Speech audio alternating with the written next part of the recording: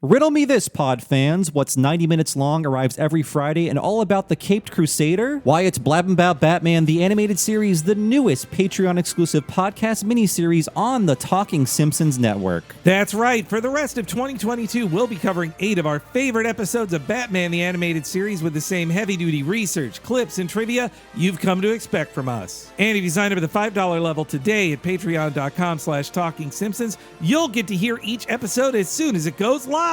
Remember, sign up at patreon.com/TalkingSimpsons to hear all 8 episodes of Blabbin' About Batman, the animated series, as well as the 100+ other exclusive podcast episodes we produced so far. So become a patron and join us through the rest of 2022 for another great miniseries. Same Bat Day, same Bat podcast feed. I heartily endorse this event or product.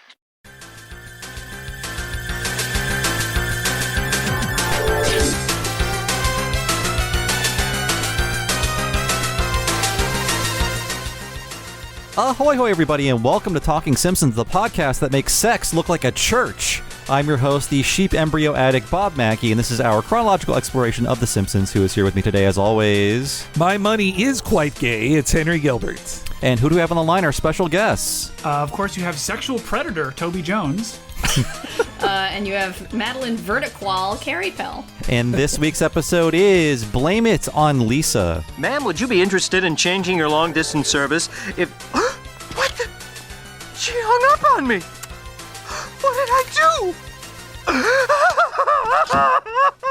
This week's episode originally aired on March 31st, 2002, and as always, Henry will tell us what happened on this mythical day in real world history. Oh boy, Bobby, the Queen Mother of England passes away at 101. Panic Room is number 1 at the box office. And Degrassi, The Next Generation, makes its U.S. debut on The N, the nighttime version of Noggin. So yes, we're finally all getting to watch Degrassi, The Next Generation. I watched it. Well, I watched it because, like many things, Kevin Smith kind of made me want to watch it. All right, to get all the references. Yes, and yeah. he worked on a Degrassi at some point? He would later direct an episode. Yeah. Okay, yes. I thought so. Yeah. I really wanted the N. Oh, did you not have it in your area? Well, you could order it. Like, you could pay more to get it. I had some friends who had it, and they were talking up Degrassi a lot. But I think it had Daria on it, too. So I really wanted that. Yeah, lately I had Daria. We also didn't have the end, but I did watch Panic Room, though. I don't know if it was that weekend, but of course, at that time, I was probably 14. Actually, March 31st is my birthday. And so I was in 9th Happy grade. birthday. Thank you. Yes, happy birthday to me watching that episode and definitely watching the Future Stock I think aired that same night, and I definitely watched that. But I definitely remember having my dad get me in to go see Panic Room because I was a huge Fincher head at the time, having just been pilled by Fight Club as like a 14-year-old boy. Had to catch the next Fincher flick. They were required. Yeah, it's an interesting movie. It introduced the world to the idea of the Panic Room. I don't feel like if anybody references it now, it's like, oh, that's like that movie, right? Like Family Guy did a whole episode of Panic Room, and it starred a young Kristen Stewart, among other actors too. I was also Fight Club pilled. I watched that special edition DVD over and over, and to my girlfriend at the time, I told her, we got to see what's going on in that room. It's a panic. It's a panic. But yeah, I enjoyed it. Only saw it once, and I recall a lot of unnecessary CGI that was mocked at the time. But it was an interesting take on Panic Rooms. Only one to date so far. I wish Kevin Smith, with his Degrassi directing episodes, that got it out of his system, and he didn't make a thing like Yoga Hosers afterwards. But yeah, the Queen Mother of England passed away 101. That's the England in mourning again 20 years ago. Little Liz couldn't outlap her. Yeah, no, she's 5 years younger than him at the end there. Yeah. I don't know how much our guests want to be involved on the record of mocking the death of the Queen, but I'll go for it, please. Okay. I am blameless. But yes, I just thought it was funny too, of like, wow, here we are talking about when the mother of the Queen died 20 years before the Queen herself passed away. So that's it was a crazy couple months there. But yeah, so that's everything that was happening the same week as The Simpsons Go to Rio. And joining us today are Toby Jones and Maddie Queripel, last seen on Itchy and Scratchy and Marge. Welcome back to the show. Always a you. pleasure to be here and talk about the greats.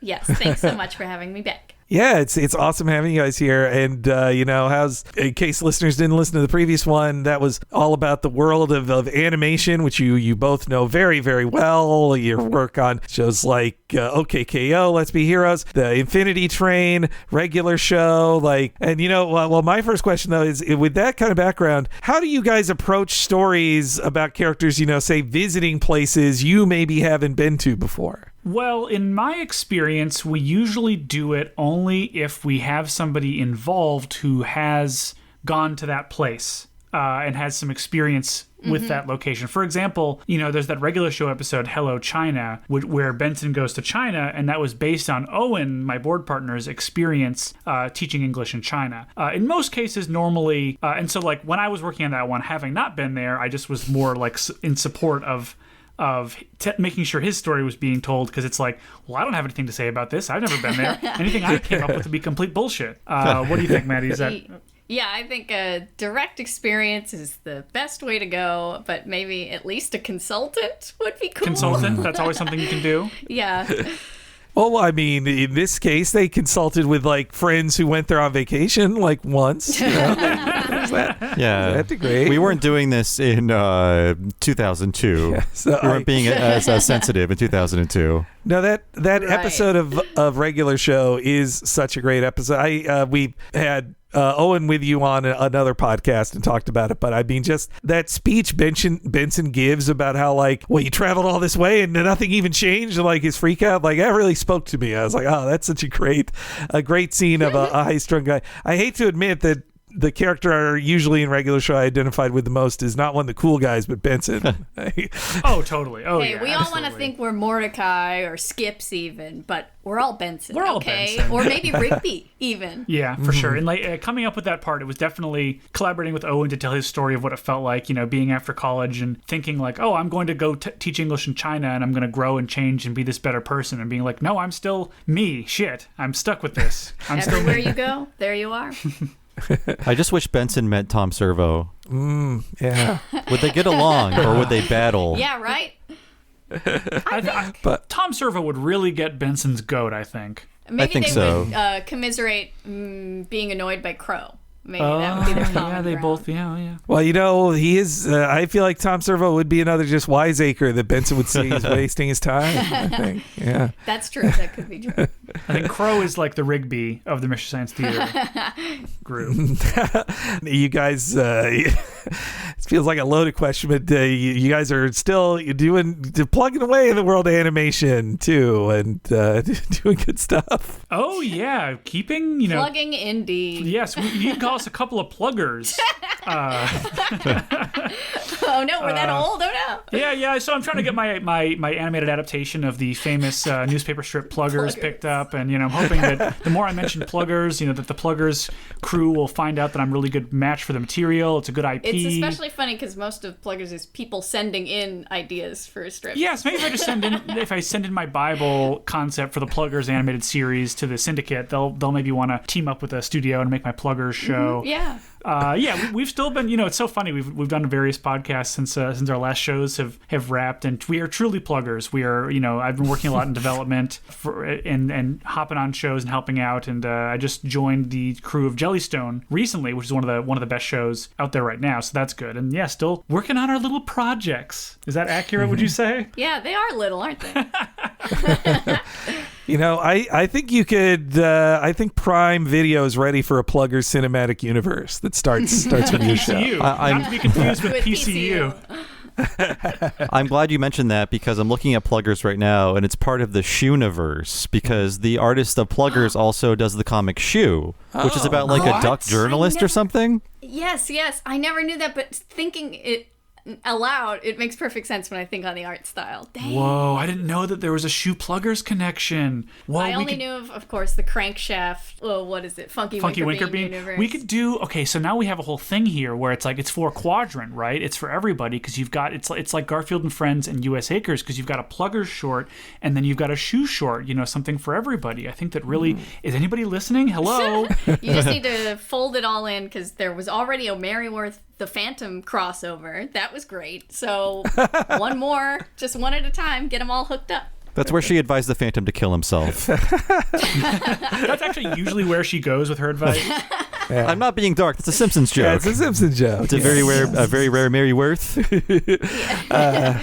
Well, I guess then, do either of you remember watching this one live? I have light memories of watching it live, but being kind of disappointed when I saw it originally. Yeah, I think I definitely did. I was avidly watching them every Sunday at the time, so I definitely caught it when it aired. I don't have a strong memory of watching this on air. But again, it was my birthday, so I probably was coming off of a fun sleepover with friends of playing Halo and Smash Brothers, and then maybe going to a screening of Panic Room, and then probably catching up on some homework instead of watching this episode, because at that time I was Mr. Futurama and kind of like, oh, these Simpsons seasons aren't doing it for me at the time, and so I probably TiVo'd the Futurama and caught that when I had the chance, and I don't think I did watch this episode when it initially aired, or if it did, I didn't remember. I definitely saw it live, and I remember that I saw it live because something happened to me that was a reference to this episode in my real life, and we'll talk about it later. Oh wow! I was abducted. I was abducted by Shusha, and it was terrifying. No, something happened. I'll talk about it. It's not that exciting. And although I had a little thing for Shusha when I was 11. But Nice. I feel like there's like no, when you Toby, when you mention future stock coming right after this, like that is how it feels. That probably hurt it a little bit when I see the like, oh, what's the predictable joke? Homer puts on a Speedo and humorous results happen.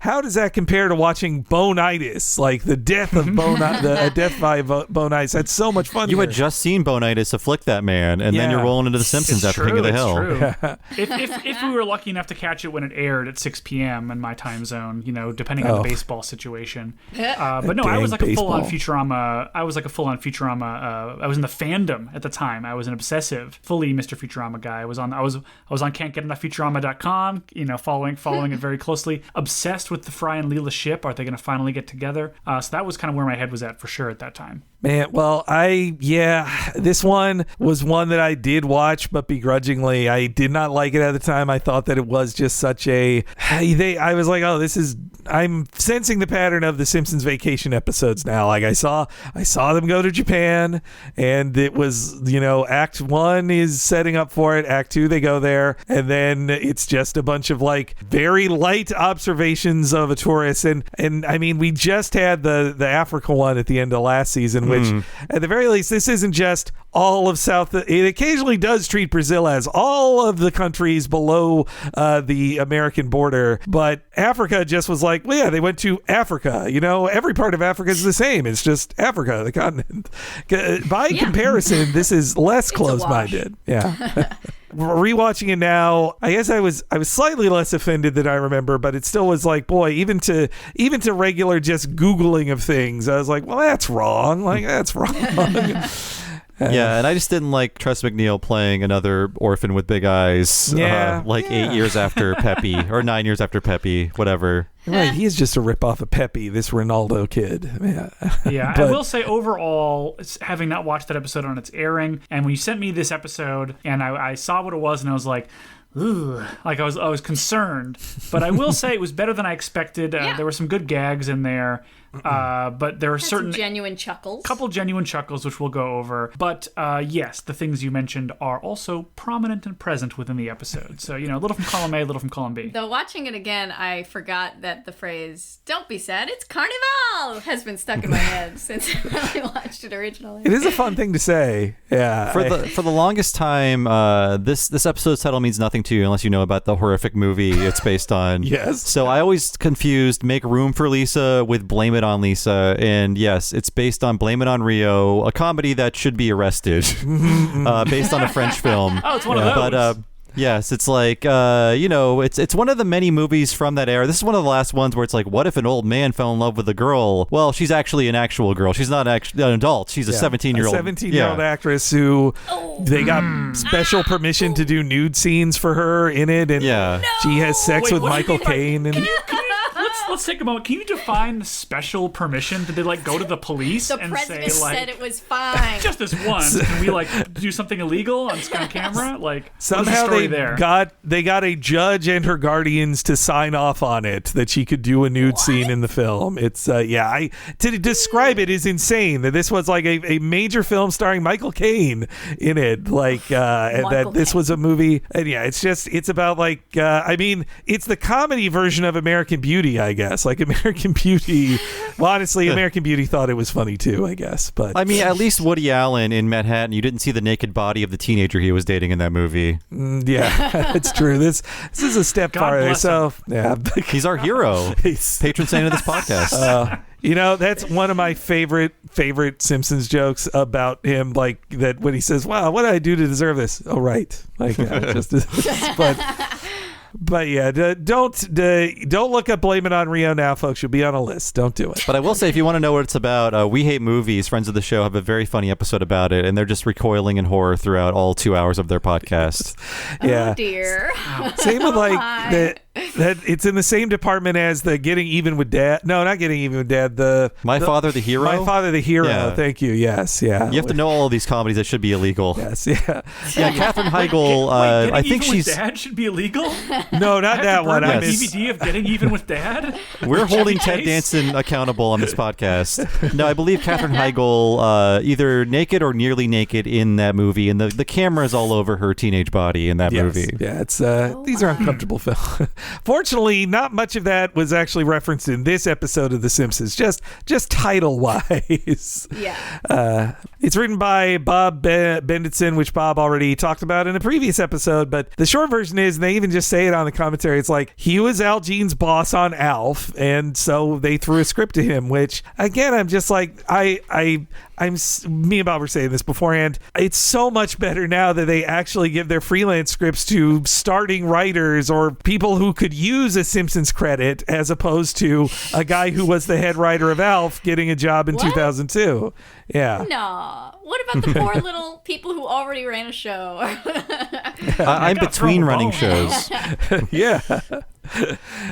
No, it's just like when he said, "Oh, he was my boss on Alf and he was great." I was like, why does he get to write a Simpsons episode? Why is this happening? But and I'm guessing, like, as far as bringing in a freelancer, I would assume that like your boss on Elf versus a new up and coming freelancer, probably similar amount of rewrites you'd have to do. From someone jumping in who's not part of the normal crew. So it's like you may as well give it to the less expensive person who could use the opportunity more. But hey, it wasn't there. It sounds like his idea was more traditional sitcom idea of Lisa befriending an orphan from another country. That's what he came in with, and I think they took that idea and said, let's send the Simpsons to Brazil and then have them walk through a bunch of sketches about what we know about the country, and that's sort of the direction they took with it. They can't even wait till they're in Brazil. They start when they go to the phone company. That's true. You already got sketch on sketch. It's sketch city. There's like 3 different things before they even get to Lindsay Naegle. But let's talk about the big news of the episode was its controversy, because and I did a good deal of research on this, reading 5 different contemporary articles from April of 2002 that were in fallout of this that thankfully are still online and not taken down. Wow. But so basically the episode airs and representatives for the government of Brazil, specifically like the Tourism Bureau, responded very negatively to it, and it was headlines of Simpsons anger Brazil, like easy headline, like in The Guardian and the Washington Post, which as Al Jean says on the commentary, their research was, they joke because they're like, yeah, we didn't do a lot of research, but it's a comedy. Like that was their cover. But just saying like, hey, our friend Mike Reese, he'd gone on vacation vacation there, and we bought a book about it, and David Silverman went there once for an animation festival. Like, we learned a ton about this. Looking at the animation, I think they do at least, like, the animators tried to draw things that look like photographs of Brazil. They didn't just like make up a coastline or mountains or whatever. But yes. So here's where the issues from I'm specifically going to the Washington Post reporting, because it was the only one that didn't just repeat things they had heard. They actually like interviewed sources who live in Brazil and got some actual commentary from it. In general, they disliked the inaccuracies. Specifically, it's a lot of Spanish language kind of accents that the actors are doing on characters who live in Brazil, which even if you were to have a white guy do a broad accent of someone from Brazil, it wouldn't sound like that anyway. And also that things like, say, the conga lines and the Macarena are not Brazilian. They were not invented there. It's a thing of like, hey, if you're going to make silly jokes about our country, at least make them to be the correct silly jokes. Hyper specificity, please. And they bring up too that the episode didn't even air in Brazil at the time. Like, there was a delay. It was not, simulcast. Though if you lived in Brazil and had a satellite dish, you might have been able to watch it new. But that it was really also, the reactions were some from people hearing descriptions of jokes in the episode and being upset about it too, which probably created an echo chamber to make the reaction even worse than it was. It sounds like it's like Twitter now. Yeah. Well, and this article actually has a feel of it too. The Anthony Fiola, who is the writer of the article, he doesn't live in Brazil, but he did live in Brazil for the time, and he interviewed a lot of several Brazilian sources for it. This is his reporting. Rio authorities have threatened lawsuits and boycotts.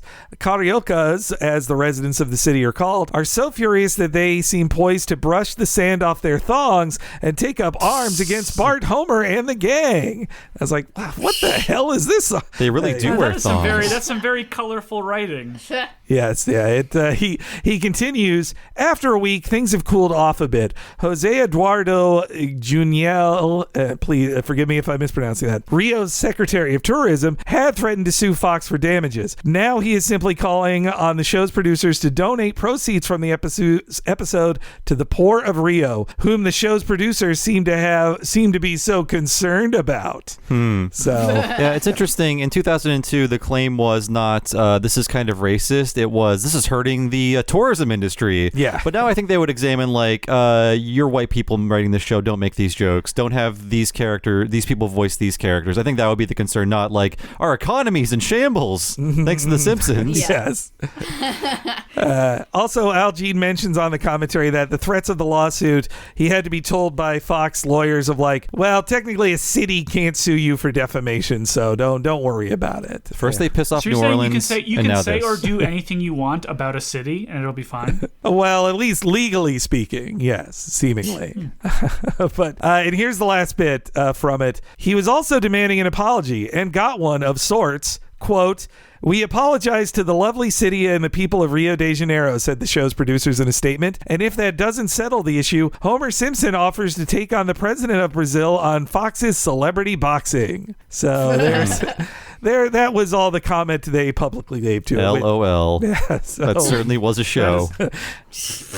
Did they discuss this controversy on the commentary track? Yeah, a bit, and they mainly just quoted things like this article of I have a couple more quotes later about specifics. Mainly they say, like, you know what, I heard from people saying, actually, you guys are right about the monkeys or whatever, but I think on a couple jokes, even Al Jean goes like, you know what, that was too far. I see why Brazil was mad. That's a dumb joke. Now I'm looking up celebrity boxing matches, and I remember Villanelle Ice did fight Todd Burgess. Oh, wow. Yeah. Man, I remember Screech fought somebody, the late Dustin Diamond. He fought somebody, but I can't remember who. He fought Ron Palillo. Right. Wow, they're both dead now. Man, yes. That's depressing. No, I'm just sad. That's what killed them. Yeah, died in the ring. It was late onset boxing injuries. But I will say, from my own informal Simpsons-style lax research, when I went on several Reddit and social media posts, definitely there are Brazilian fans of The Simpsons who in fact, like, I found an article or a Reddit post from, all in English, this wasn't Google translated, but it was saying like, oh, you know, I grew up in Rio watching The Simpsons, and my friends say watch it in English, but I say no, the Brazilian dub's actually funnier, and it was a subs versus versus dubs debate as well about from Brazilian Simpsons fans. So a tale as old as time. Wait until you hear Brazilian Uter. You'll lose your mind. German in Brazil, the joke writes itself. Oh, no. Yeah. Whoops. That's the overall thing on it. My guess is that, at the very least, I would say that the Secretary of Tourism for Brazil identified that he could get a lot of headlines and publicity for Brazil by talking about The Simpsons doing a Brazil episode. And I think in that way he succeeded. I don't know if it improved tourism or not in Brazil, but I would say he succeeded in that way. Truly. But I guess the episode begins after a quick couch gag of Matt Groening as a puppet master, which that makes me think Matt Groening wasn't there to say, I don't want to do cameos, don't do that. There are a couple things in this episode, actually, that I think Matt Groening might not have liked. I think so, yeah. And Matt Groening actually shows up at the last 2 seconds of the commentary. I think he was late for this commentary. So he got... I think in 2002 he was bailing water out of the Futurama ship as it was going down. Oh, yes, yeah. That was in my notes too. I was like, thematically, Matt Groening lets go of one of the hands of the marionette puppets. Is that them referencing that he can only focus so much on The Simpsons while doing Futurama at the same time? I'm sure it's not. It's gotta be. Yeah. Keep watching the skis. So then we go to Par for the Corpse, a cute little golfing, itchy and scratchy thing. And boy, is there a funny thing on the commentary here. Yes, they wanted Tiger Woods to be in this, but he turned them down. And I think they lost their chance because he's fallen from grace. Is he still doing stuff? I think he was doing a comeback tour and won another thing. I don't think he's back to where he was. And plus, he's an older golfer now. He probably can't golf at the high level anyway. But I was just thinking when did this come out? DVD box set came out in 2010. They recorded it 2009-ish, and it was late 2009 when Tiger Woods' marriage troubles began. So it's funny to know that Al Jean is innocently saying he wants Tiger Woods on the show, and then by the time the DVD comes out, it sounds like a joke that he's like, we want Tiger Woods on the show. I'm sure he'd love to joke around with us. I mean, for what it's worth, I don't know that Tiger Woods being in that itchy and scratchy would have made it funnier. No, I don't think so either. I think it's just fine on its own. Would he have said the line? That's what I call a moonshot. Would he have said that? And by the way, moonshot is not a common golf term. So you could tell whoever wrote this is just a rich person who golfs a lot. Yes. Because out of all the golf video games I've played, several dozen at this point, that term has never come up, and I Google it, and it's even hard to Google for because they're referring to playing golf on the moon and things like that. It's and then much, much further down, it's if you hit a ball very far, it's a moonshot because it comes close to the moon or something, but it's not a common term. Yeah. Mario doesn't do it in Mario Golf games. That's all I know about golf. The most legitimate source for golf knowledge we have. I also wondered, did they ever get Tiger Woods? And no, they did not. I was tricked into thinking briefly that they got his dad on the show because he has a wiki entry, but it was the great Kevin Michael Richardson voicing him instead. It was not. They didn't actually get Tiger Woods' dad. I mean, certainly if you told me that they had gotten Tiger Woods and Tiger Woods' dad, I would believe you in a second. It's a shame they couldn't. But, I would certainly believe it. Me and Bob got to meet Kevin Michael Richardson once. He was such a nice guy. He was very humble. Have you guys worked with him much in the animation world? No, I never have, actually. He's been on episodes of stuff, but I've never actually been in the booth with him before. Same. Oh, let's do one of these. Cast him as the lead in your new show. Do that. Then you'll get to... Consider it done. I'll just whip that up. Yeah. I'm sure you guys love it when people say that stuff to you. Just do that. I just like the optimism of conceiving that any of the stuff that we're working on could be greenlit anytime soon. No, I'll say put us in your show. Yes, actually. He gets enough work. And he's very busy. He's Shredder and all this stuff. Yeah. He's busy. He's got all this stuff. We met him. As he long gives as us you his both blessing. Ghostwrite the Taft-Hartley thing for us, then we'll call that even. Okay. So, they the obvious thing happens. He kicks out. Scratchy's head is shot up onto the moon. I at least like that Itchy tips his corpse. That's the funniest joke in it to me. Though honestly, the best joke is that it sets up Homer then quoting the show he just watched and then pretending like he didn't. And the trip to the moon thing is cute. At the time I would have been like, wow, it's like that Smashing Pumpkins music video. But now I'm very cultured and I understand what a trip to the moon is. Cultured. It's just like Voyage de la Lune. Yeah. That's what I would have said in 2002 with a mouthful of Doritos 3Ds. I'm a fan of the Lumiere brothers, those famous Campbell men.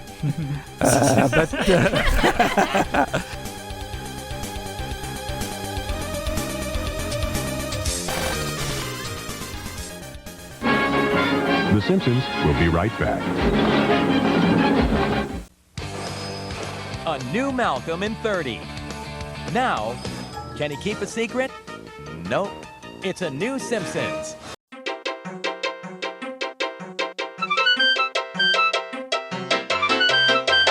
Welcome to the break, everybody. It's Henry Gilbert, and don't be sad, it's Carnival! And it always is Carnival when we have on great guests like Toby Jones and Maddie Queripel. Thank you, both of you guys, for being on here. We love chatting with you guys about The Simpsons. Everybody should follow Toby Jones and Maddie Queripel on Twitter, and also keep an eye out for all their stuff that they're doing in animation. Definitely watch stuff they've worked on before, like OKKO, Let's Be Heroes, Infinity Train, and Regular Show. And if you enjoy this week's podcast, you should know that we're only able to do it thanks to listeners like you who support us at patreon.com/Talking Simpsons. Subscribers there for $5 a month not only get to know this lets me and Bob do our full-time jobs, but also they get every episode of Talking Simpsons a week ahead of time and ad-free, and a ton of exclusive miniseries. Right now is the new season of Blabbing About Batman, the animated series, where we're covering 8 more of our favorite episodes of Batman, the animated series, just like we did last year. We're going to be covering it to the end of the year, every Friday. Not to mention, each month you get a new episode of Talking Futurama and Talk King of the Hill, of us covering those series super in-depth, just like we do The Simpsons. And there's a back catalog of over 120 other podcasts of us covering The Critic and Mission Hill. So please, check it all out for yourself at patreon.com/Talking Simpsons.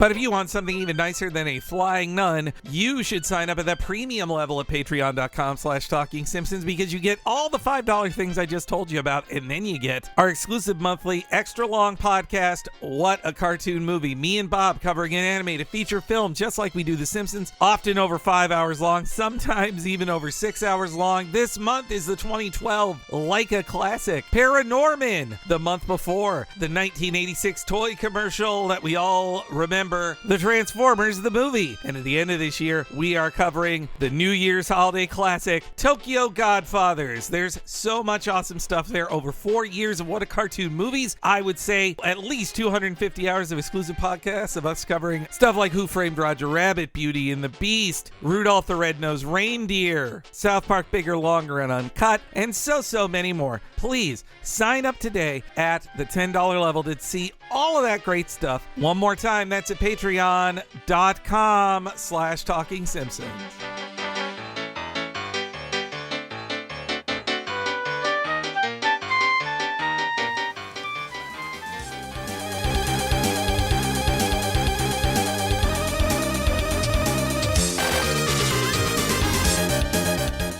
But yes, so this then leads to, of course, as so many episodes do, characters are watching TV, and then Marge walks into the room to say what the next plot point is. Now that's what I call a moonshot.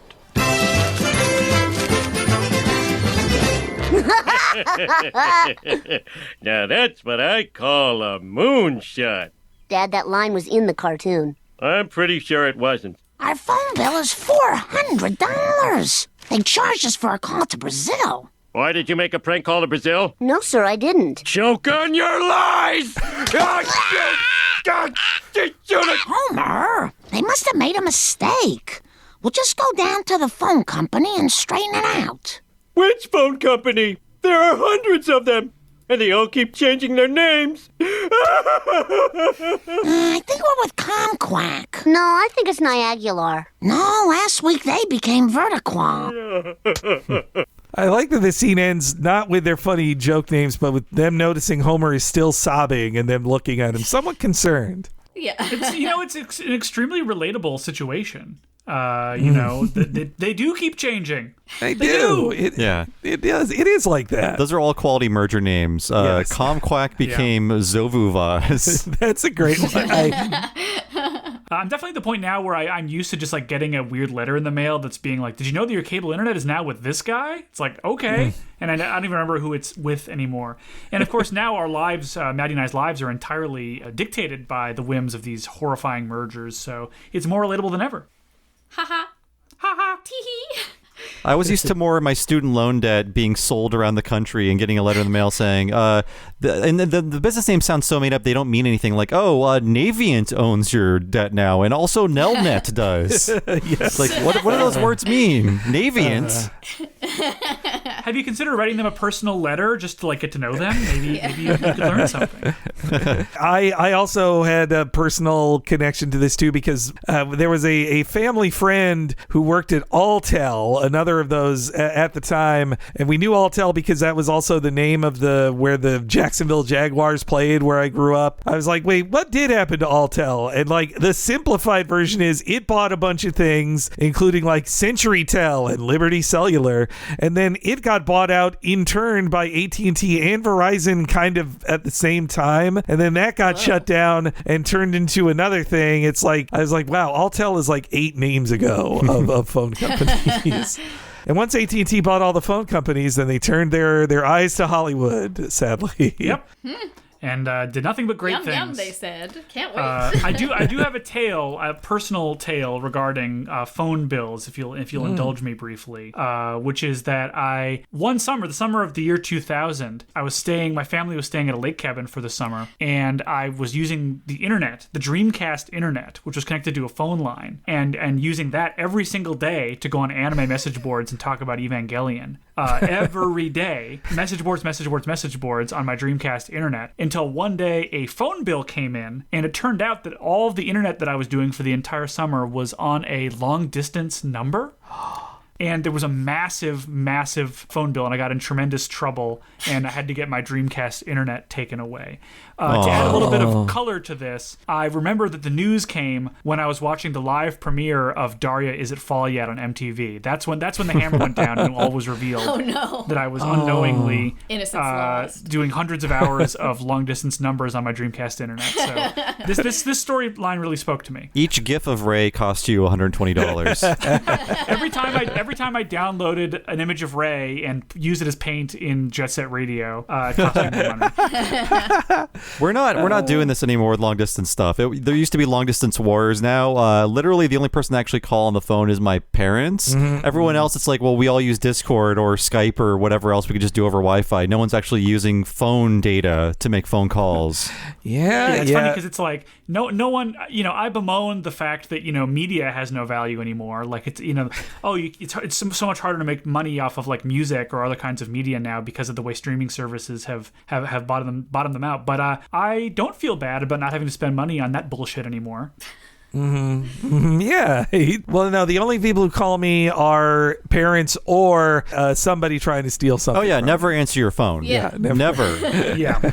It's never good. I forgot how hard Bart gets it in Act 1 in this episode. Like that, I think that might be the meanest strangling joke they ever did. Like, and intentionally so. Like Homer replying with "choke on your lies" and then choking him, and then they have to linger with Bart, like rubbing his neck of like, oh God, like he's in pain. Like, God.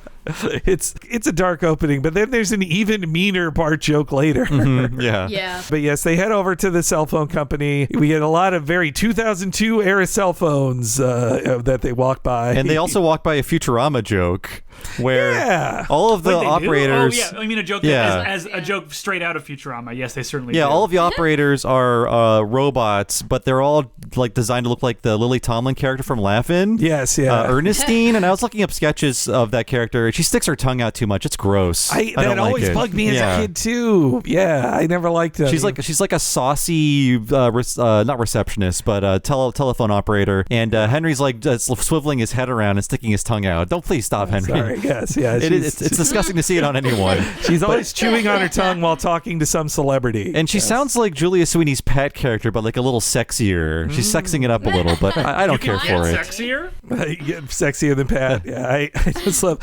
two ringy dingies. Oh, right. Ringy dingy. Yes, yeah. She was one of those characters, like, she was in she appeared on Sesame Street when we were kids, like, to entertain our parents and confuse us. Who's Oscar the Grouch talking to? And what is a telephone operator? Like, I prefer the Edith Ann, but she also stung her tongue on a bunch. So I think that was Lily Tomlin's thing for sketch characters. Like, if I stick my tongue out, that's a laugh. Hey, it got her that far, you know. She was on to something. I want to talk about Movie Phone, though. So they meet the Movie Phone guy. Even in 2002, most of the country doesn't understand this joke because Movie Phone was only a going concern in certain cities. I mean, famously, there's a Seinfeld episode where Kramer's number is similar to the Movie Phone number, and he starts doing the Movie Phone stuff. And that episode was 7 years before this. Oh, wow. Was that old? I was like, wow, this it's older than I remember. Yeah, it was a 95 episode. Okay. Yeah. So the actual number 777 film was discontinued in 2014. And we talk about Movie Phone and Raging Bender because they actually got the Movie Phone guy, Russ Leatherman, to do the Movie Phone voice in that episode. So he's in that. Leatherman's a great name. Yeah. He's But I think most people don't know what Movie Phone is. It wasn't in my neighborhood. And actually, because I had the VHS letterbox version of Austin Powers 1, they include deleted gotta scenes. Get that right aspect ratio. I needed it for a comedy. You need 1.85 to 1. You're going to miss so much on the sides. But on that VHS tape, before I had a DVD player, they had deleted scenes. And one of them was Sherry O'Terry was playing a flight attendant, and Austin Powers asked for her number, and she writes down 777 film on it and gives it to him. And I assume most focus groups and test audiences didn't understand that because nobody had Movie Phone except for like New York and LA and a few other areas. So there was a Movie Phone joke in Austin Powers 1. You've heard it from me, people. But you're saying there wasn't a payoff where we see him call the number later and start flirting with the Movie Phone guy? There should be. He should be talking to the automated voice. Look, it's never too late. It's never too late to punch up those movies. We can keep them. We can work on it. And final Movie Phone fact. There's Pentaveret. If he comes back. He comes back for 4. But final Movie Phone trivia. Movie Phone was very big. There was a lot of money going around in the 90s. So much money. The 90s was a golden age for money. But AOL purchased Movie Phone in 1999 for $388 million. Wow. Yeah. Wow. $388? And that's in 90s money. Yeah, man. AOL had so much money. It's insane. And they blew it. They really blew it. AOL Time Warner. I'll have you know that if I look into the metadata of some of the servers that I'm on at Warner Brothers, you can still find the word AOL in them. Man, how many people do you work with who still have like Turner email addresses? Like, they murdered that stuff as quickly as they possibly could. Long ago. Anything Turner related, it was with prejudice. That's so sad to me. I laugh, but it's very sad. We say. As a Southerner, I took pride in Turner was the one media place like where I grew up. I was like, well, clearly I could never move to Los Angeles or New York City, but I could like move to Atlanta and work on a cartoon show there, couldn't I? Yeah. No. Yeah, you could have at that time, perhaps. But yeah, all the stuff got switched to like for a while it was like WB consultant, like as insulting as possible. And then it's all leveled out differently now. But yeah, Maddie and I are very fortunate that we got to visit the Atlanta, Cartoon Network, base at a time. Obviously, the building still exists and there are still people working there. But the most amazing was just seeing William Street, the William Street building. It's like, what? It's there. It's real. Seeing where all the Adult Swim stuff was done and getting the tour was just amazing. Oh, that's magical. Yeah. So The Simpsons then, after a weird joke about robots and the Movie Phone guy, which to me felt old by 2002, and they couldn't even get the real guy. It's just Tank Azaria doing it, and then the joke is like he wants to have sex. That's ultimately where the joke, or at least see brief nudity. Yes, yeah. He's hoping. I guess he's hoping for first base. I guess there. First is kissing Henry. Come on. Yeah, he didn't put his expectations too high. Just reasonable. And then, though, we get another appearance by Lindsay Naegle, and the show is starting to notice how much she appears. Hello, I'm your customer service rep, Lindsay Naegle. We've met you many times, Miss Naegle. Why do you keep changing jobs? I'm a sexual predator. Now, how may I best dispense with you today? We've been charged for calls to Brazil that we didn't make. We are not paying this bill. Fine, I'll cut off your service. Fine, I'll cut off your ponytail. Homer. Marge, it's called negotiating. I forgot that Marge has a little grouse there at the end. That's when the scene opens, I'm like, why'd they change her hair? And then it's answered 30 seconds in. Exactly. No character model would change if it wasn't a joke. Yeah. It's like time that Finn had a pocket on his shirt. It's all just to build up. But look, that's a very funny scene that cracks me up. That she's like, oh, I have an explanation as to why I'm here. It's this. Why I'm everywhere. And they're just like, oh, God. It was a recent episode where Lindsay's in the bar and Homer says, why are you here? I'm an alcoholic. Yes. It happens to all recurring characters on Simpsons. Their background becomes darker and darker the more they appear. Yeah. So she's an alcoholic sexual predator. Yes. Get away from Lindsay Nagel. Her pride at that, the simplicity and ambiguousness with which she says, I'm a sexual predator, and there's no more information, it's very funny. It's dark, but it did make me laugh for sure. Yeah. And the way Marge receives that information, like she's like, okay. We just kind of some wind out of the sails. Like, I thought this might be something fun, but This was 20 years ago. There was recently a Lindsay Nagel focused episode where she's the villain in the Krusty as Ellen style episode. Lindsay Nagel is the antagonist to Marge in that one. I mean, she was perfectly cast in that episode as evil daytime talk show host. Like, or evil daytime talk show producer, executive producer. She was well cast in that. So yes, they fail here. I will say too, this entire, it's funny you mention how Ronaldo looks like Pepe, because also this plot is the Corey B plot from that same episode of a bill for a large phone bill that then they slowly realize is actually Lisa. Oh yeah. But of course, because of inflation, the money amount is now $400. And it's not a metaphor for drug withdrawal in this episode, like it was in that one. Lisa has a good reason for it this time. But so yes, this is when Homer decides how to fix things. I need to call Jenny, but I can't get a dial tone. We're not paying our bills, so the phone company shut off our service. Why must you fight with every utility? I told you, I have too much time on my hands. Homer! We were cleaning out a cooling duct at the plant and found a box of old taco shells. Oh, why didn't you call me? Oh, we tried, but a recording said you were a bunch of deadbeats. That's it. They have awoken a sleeping giant. Homer, what are you going to do? Crazy scheme, crazy scheme, crazy scheme. Get me tools and beer. Yes! You know what? That joke is kind of similar to Homer saying gay, gay, gay, gay, gay when Ned says he has something to confess in Simpsons movie. I guess as late as my early 20s, I was not above eating dry taco shells because when I was still living at home, my mom would buy them and make tacos once and there'd be a bunch of them left over and then nothing to eat in the house. I guess these are like chips and you eat one, it's like, this is kind of stale, but hey, it's still carby. Let's go. Let's rock. It's technically food. You can put it in your stomach and then you have eaten. I really love that Lenny delivery. Yes, yeah. Just and that, casually like, oh, we tried.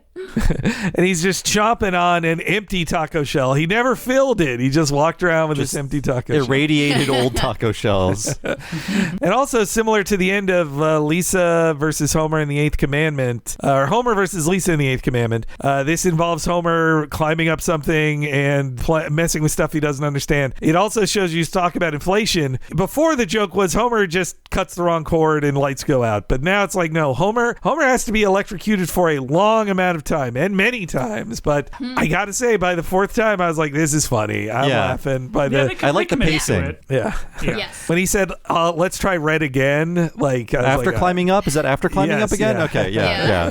It was a good button on that, yes. And David Silverman credits Paul Wee, who's been a layout guy and animator on the show for a long time at that point, so doing a lot of great scenes. Already previously this season, he had thanklessly animated the People Ball. That's right. Oh, I just remember, never mind. The writers making fun of his name when they're trying to talk about how much work he did. Yep, yeah. It was, those darn writers. That's a dark... See, you guys know both sides of it, the writing and the drawing. You'd have respect for the artist who drew the People Ball. Do writers make you angrier than a yak and heat? Let the artist make fun of their own name, respectfully. Yeah. But yes, after a fun long scene of Homer being electrocuted, he then wakes up. This is when Lisa tells the truth in another very mean moment towards Bart that Bart clearly hears and understands and no one comments on. How did I get here? We found you smoldering in the bushes. That's it. We're just going to have to pay for that call to Brazil. What call to Brazil? The one I didn't make, and Marge didn't make, and Bart didn't make, and hence no one in the house made. Uh-oh. You made that call? But you're the good one. Yeah, the one we both like. Why did you do it? Please don't be mad. I've been sponsoring an orphan boy in Brazil. Aren't you sweet? Sharing your allowance with a poor Brazilian boy. Don't you know the boys from Brazil are little Hitlers? I saw it in a movie. Whose name I can't remember. Ronaldo used to send me a letter every month, but then they stopped. That's why I called the orphanage, but they said he disappeared. How come you talked for $400? Well, then they started pressuring me for more donations. And you can't hang up on a nun. That's right. They have powers. So yeah, when they say, yeah, the one we both like, Bart looks sad and then looks at the floor. Like, that's, he's just... If you just watch him for that scene, it's like someone's paying attention to how bad he feels about this.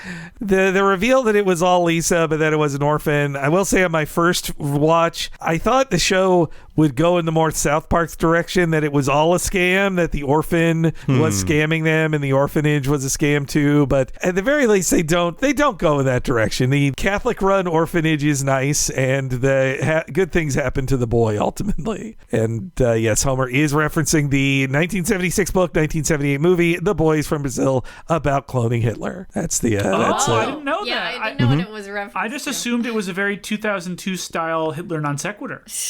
As was the style at the time. Like I remember on Mr. Show commentaries, they said that they had to set in the room like, no more Hitler sketches, guys. You can't do let's just stop it. Stop doing Hitler sketches. They did make the best Hitler sketch in that the premise was every Jewish family got their own Hitler clone, like as a slave, basically. Yes, yeah, yes, and you know what? I guess that was probably inspired by Boys from Brazil as well. And it's also about Hitler clones. What do they say? Get used to it, Hitler. Yeah, that's right. That's what we all say here.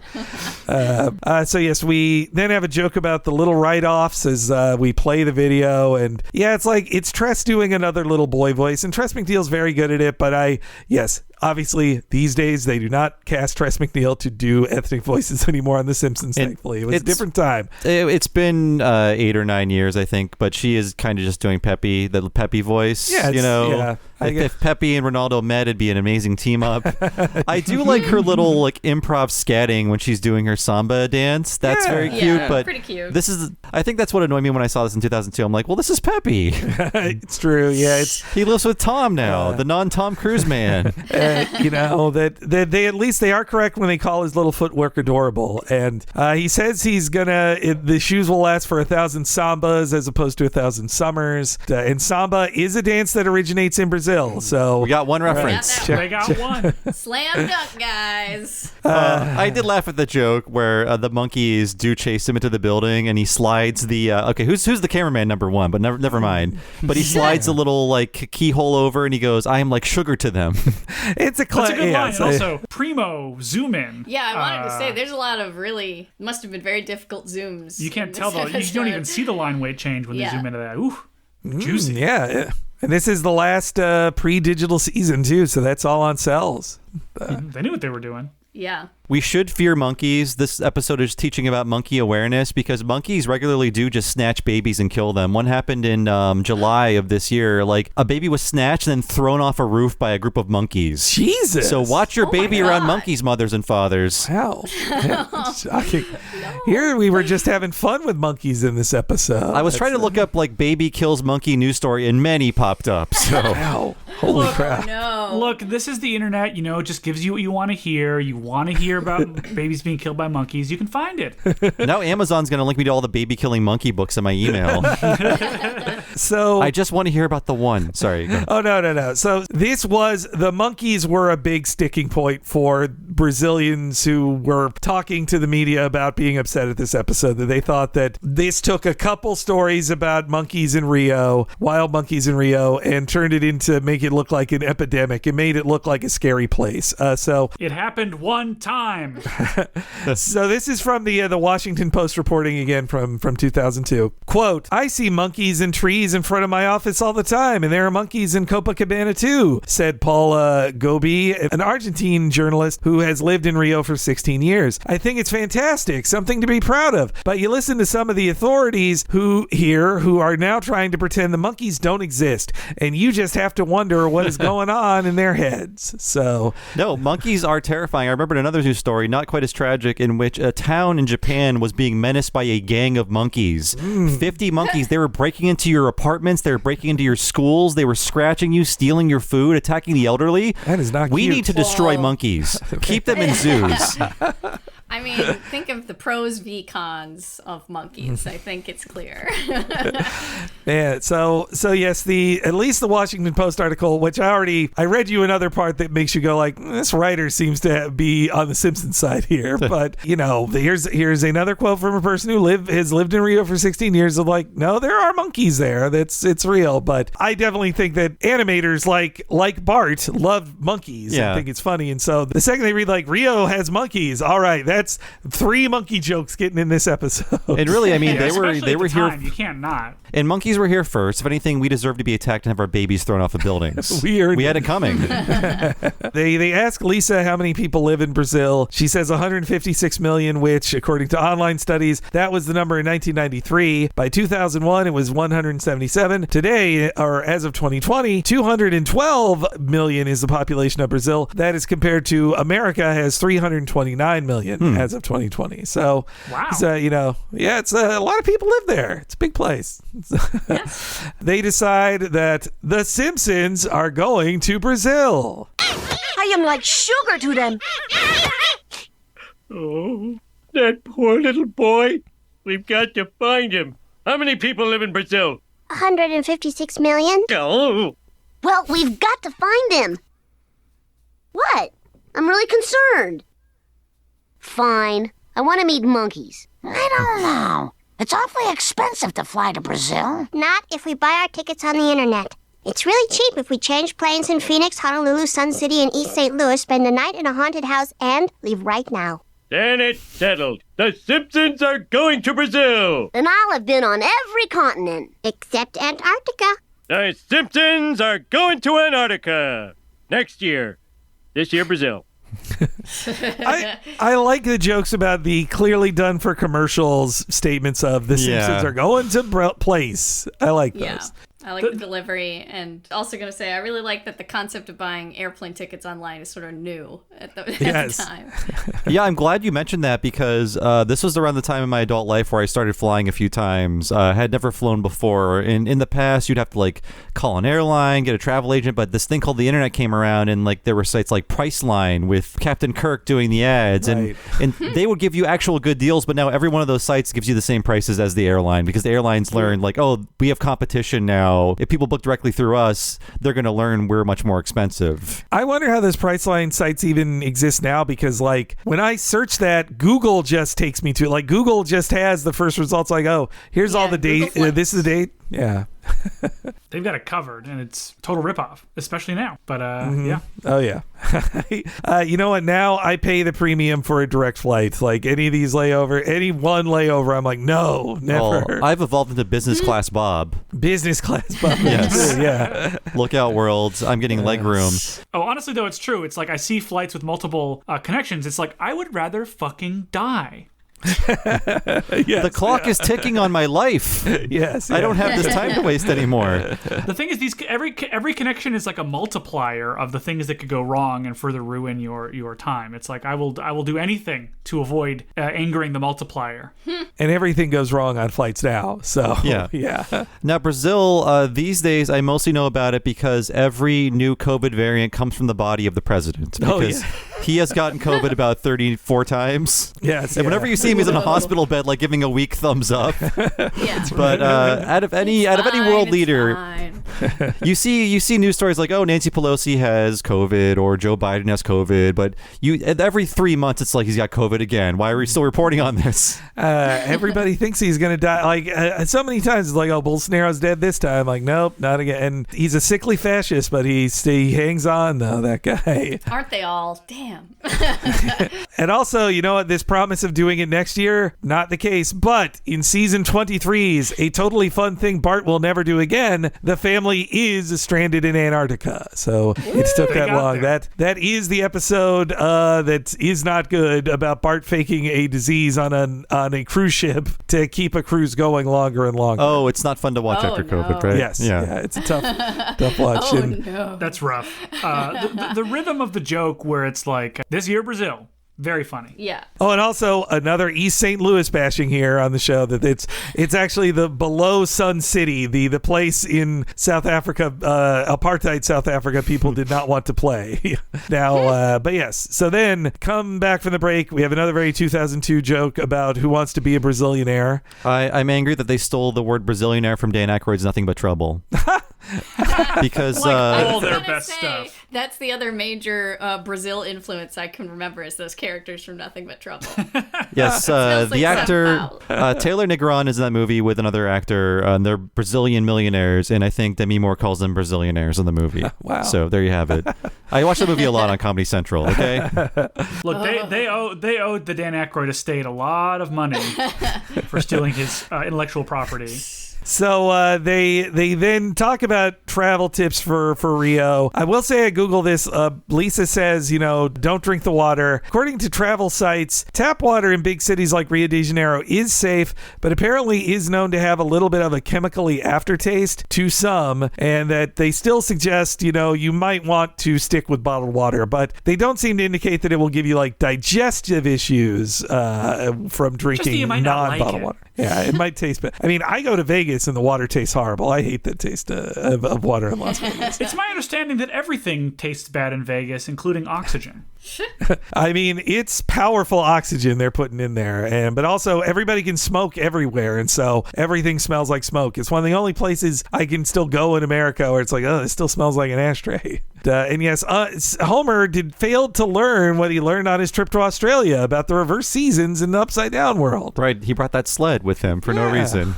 But I guess Homer's pretty stupid. So. If there's one thing we've learned is that Homer's maybe not the smartest guy, actually.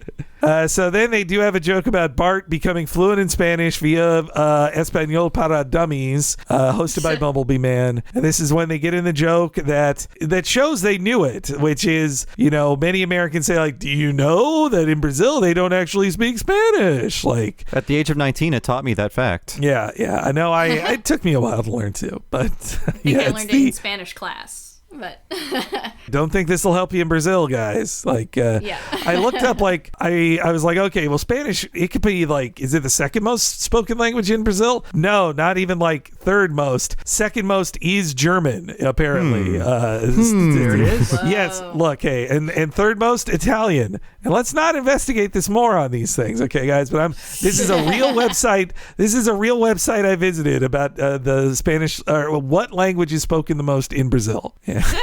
It had no joke. It was like, yeah, it's German. It did mention Germans have been immigrating to Brazil for over a century. It's just to make sure they don't say Nazis, but they say just in case you're thinking they're all Nazis. A lot came before the Third Reich. Many more after.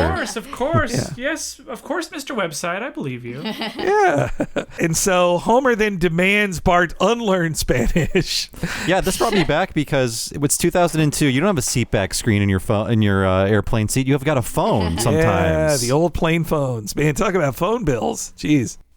And so Bart hits his head 3 times, instantly forgets Spanish, which we then have kind of an easy gay joke, but honestly, I like that the pilots fell in love over that hot joke. Mm-hmm.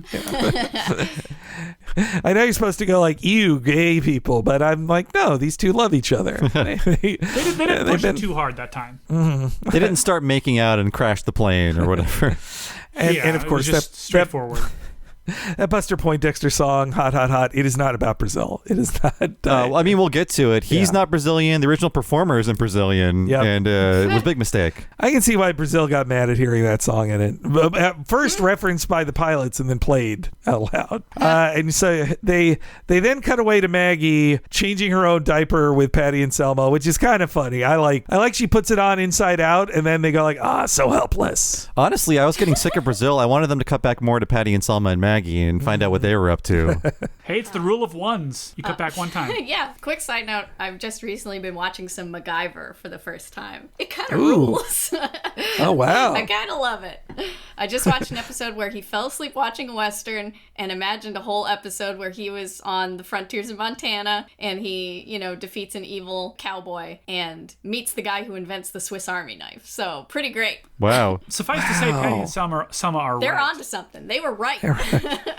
As usual, honestly. That's one thing that we've learned in the podcast is the rehabilitation of Patty and Selma as being great people who are worthy of tremendous respect. Although I guess tread lightly with MacGyver. I've only watched like 3 episodes. So I don't know. Just watch the ones I watched. I mean, it's 2002. The B story could be, come on, Maggie, we've got all of MacGyver on DVD. Yeah. Hey. And then they could have a MacGyver marathon. Yeah. Jokes about DVD box sets. That would have been fresh at the time. So they say on the commentary, they're like, this is one of the last times we even bothered to have a joke explaining why Maggie isn't with them. We just decided to stop even caring to show. They're like, look, Maggie's not on the vacation. You were not going to explain it. And so they then land, and this is one of those, I said this in the Africa episode, this is a Google correct thing, as in if you Google it, Google says it's right, which is, it is Aeropuerto, or Aeroporto. I was saying it the Spanish way. Aeroporto is the Portuguese way of saying airport. Gailo is the airport for Rio. So these are both correct things. This is not making something up. That's 2. And you know what? Speaking of cartoons that go to Brazil, when they looked at Christ the Redeemer, I instantly thought of where I learned that it's called Christ the Redeemer. Smiling Friends and their recent trip to Brazil episode. I thought from a Cake song. Oh, yeah. Now that was that Smiling Friends, I don't want to give it away for listeners who haven't watched it yet, but that was a really good, that's a great episode of Characters Go to Brazil. I agree. They see all the sights. Yeah. So I'm surprised you didn't reference this, Henry. The statue of Christ reminds me of the first episode of Lupin the Third Part 2, where it's full of money and they have to steal the statue. Right. And it ends in a very sacrilegious way where they rip the statue off the base. Right. And it kind of gives them a thumbs up or something. I think... right. The statue comes alive and approves of it. That's right. Oh wow. I forgot that. That one's not ringing a bell, but I'm going to have to watch it. It's a great way to kick off that series. You know, it would have just premiered on Adult Swim around this time in early 2002, as I recall. Is it Children's Hospital? It reveals that, the whole time it's been in Brazil, and we're all expats living here, and they totally commit to it, yeah. That's right, man. That was a good joke. Yeah. Boy, Adult Swim in Brazil, it's a lot of connections here. There's something there. And then, of course, they leave the Brazilian airport by getting in a conga line, which, again, pissed off Brazilians because it's not from Brazil. Conga lines are Cuban. It was started in Cuba. Conga line is not a Brazilian thing. They several Brazilians in the interviews were mad about that one. But you know what? Their conga line dancing is fun, and I like that Homer, in a no homo way, appreciates the quality of the man's butt that he's touching. Real conga lines are difficult because everyone's legs are different lengths. And it's hard to sync up, really. I've never been part of one, and I feel sad. A lot of legs to draw. Yeah, that might have been hard. It was definitely a lot of work for. There's so many those designs folks. in this episode too. We already talked about zooms, but dang, so many characters just everywhere. Yeah, Stephen Dean Moore and his team had to do a whole lot of extra work on this one. No, it can't be squeaky voice teen. It has to be Brazilian squeaky voice teen kicking the soccer style. That's easy to write on a page. Yes, yeah. Yeah, it sure is. Boy, howdy. But yeah, you only see that lobby for 2 seconds and there's 15 characters in there. Yeah. That part of the so lobby busy. is very much just like, yes, now we are fully into the world of The Simpsons doing cultural humor, which is just like, okay, yeah, jokes about funny things that happen there. Okay, yeah, it's good. I feel like I can see it on a vaudeville stage. It's like, Homer, I hear people in Brazil really like soccer. Have you heard about this, eh? Why, yes, I hear they even kick suitcases around like soccer balls. Why? That's just absurd. And Homer is bad at soccer because he's American. That's the joke there. But his plan to loot Brazil never really came into action there. I thought they were setting up a plot. To me, plot. makes it a little funnier. Just like a total non sequitur, just that he happens to have that booking and runs away. And you know what? Again, to the design team, those look like accurate centavos and real drawn on the cover there. Those $1 real notes, which are the green kind. There's a joke later about the gay money, as they call it. Yes, yeah, the gay money. Yeah. Hey, I didn't write the joke. We're judging you.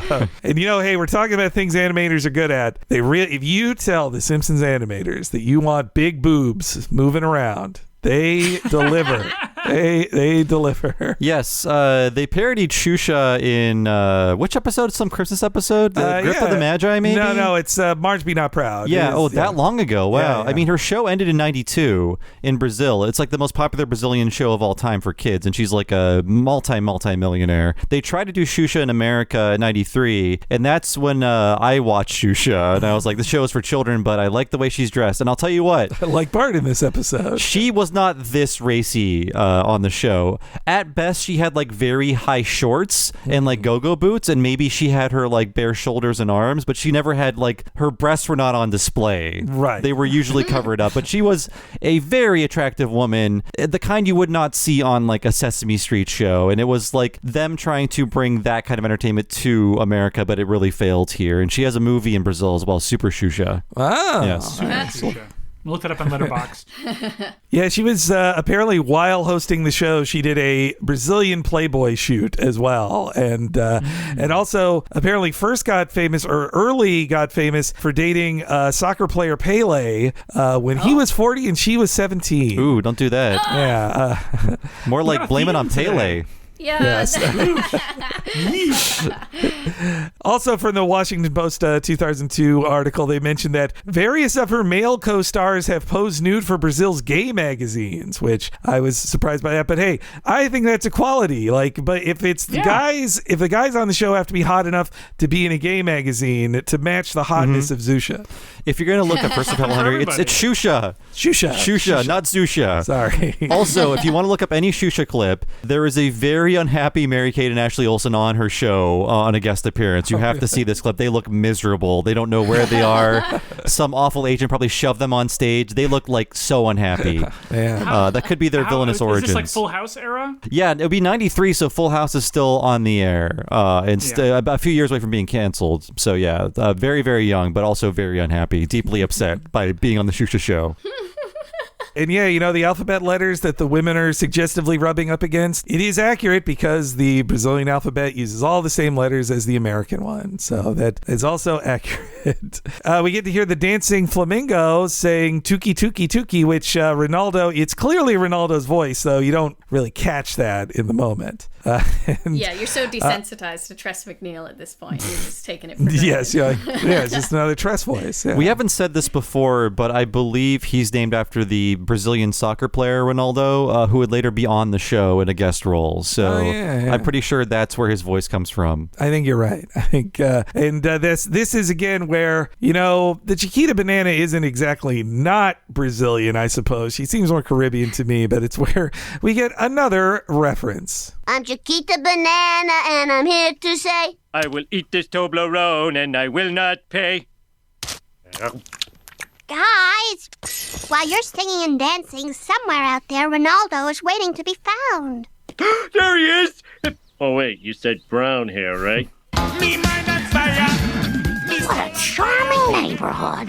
Mom, these are slums. The government just painted them bright colors so the tourists wouldn't be offended. Works for me. Yeah, check out the rats. Ooh, they look like Skittles. Here we are. 123 Papaya Street. This is Ronaldo's orphanage. Excuse me, we're looking for this little boy. Ah, yes, Ronaldo. He went out months ago, and we haven't heard from him since. Every day we light a candle for him. Have you tried looking for him? That's plan B. We're never gonna find him. Oh. Now, Lisa, it's not as bleak as that. Can you fly me over town to look for him? We nuns cannot fly. Oh, too much junk in the trunk, eh? Yes. I like that she I love that at least it's real, accepts that. that yes, Yeah, you're it's like- correct. yeah. Otherwise, I would be able to fly, yes. I feel bad having to explain a Flying Nun reference in that the Flying Nun also had 88 episodes. 88? Yes. It's nuts. Sally It's the Field, Sally, right? yeah, and I guess she could fly and go places and solve problems, but there was one other reference on the show where I think it was... Also brother from the same planet, yeah. Where she's flying across the sky and saying, "This isn't funny!" Man, did they just take their brother from the same planet script and just rework the whole They thing? just shook it up like an ant farm. That Chiquita Banana song, I only knew it because my mom would sing it. Like, that song was basically not in ads when we were kids. But And yeah, Hot Hot Hot, that is the more famous cover by Buster Poindexter, and it was actually a Caribbean song by a Caribbean performer called Arrow. Nothing about it is South American. the Caribbean and Brazil, very far away from each other. They really. are, yeah. Another strike. I'm gonna have to look up the original version of that song. So the version in the episode is the only one I'm familiar with because it was basically in every TV commercial for 5 years straight. I guess the song made him a lot of money, but he hates it because it haunts him like a ghost. But no one talks about Buster Poindexter and Scrooge. We're all talking about Hot Hot Hot. Yeah. Oh, God, he's so good in Scrooge, man. I just saw a picture of him, like a recent picture of him with Martin Scorsese at something. I was like, wow, there he is, still going at it. You know what? Toblerones taste better in a hotel. That's what I think. But you can't just bite into a Toblerone. You got to remove the Triforces one at a time. Yeah. Not It's true. Homer's not known to take his time with a chocolate bar. But yeah, you know what? That Chiquita Banana song, it lies in the song. It tells you, like, don't put your bananas in the fridge. Like, that's not where they're supposed to be. That was I learned this from NPR thing once, that was a lie spread by the Chiquita Banana Company, because if you put them in the fridge, your bananas would last longer and you wouldn't have to buy new bananas because they went bad. I tweeted that once. Is this 100% true? This is what NPR told me. I Can not no one be trusted? So you're saying that if I start putting bananas in the fridge, they will last longer and still taste good and nothing bad will happen? Yeah. I tweeted once, I told people on Twitter once, "Hey guys, here's a tip from me, put your bananas in the fridge. They last longer." And the response was, "He's a liar." Oh, God. This man is crazy. Arrest him. Wow. I guess the follow-up That's how question much- is, how is the texture of a banana out of the fridge versus a regular banana on a countertop, say? Answer the question. I like a cold banana. It's refreshing. It sounds like it would be refreshing. This is so interesting. It makes the banana more firm, which I think is more satisfying to eat. So there you have it. Now we'll get into the conversation about peanut butter in the fridge. Whoa. Let's not go crazy. I'm pro peanut butter in the fridge. That's me. I mean, it gets tougher. It's harder to spread, sure, but For a while I was buying that Trader Joe's Stir It Yourself. It's so organic and good for you. But then it's just like you're mining for peanut butter at the end of the day, and it's like I want the factory belched out Jif in a jar. Yeah. Just give me some peanut slime. It's harder. I only have It's so hard to much get. time on this earth, and I'm not spending it stirring peanut butter into oil. I think that version of organic peanut butter is harder to get now, just because also I think the technology advanced on organic peanut butter, where it's less necessary. But man, because also just like the feeling of getting oil goop on your hand from doing the stirring is like the most unpleasant thing, and it's just like very hard to wash out. And I nasty. feel guilty when it happens too, because I'm like, I just lost some of the oil. This will make the rest of this peanut butter worse because I didn't mix it with it. I spilled it out. Yeah.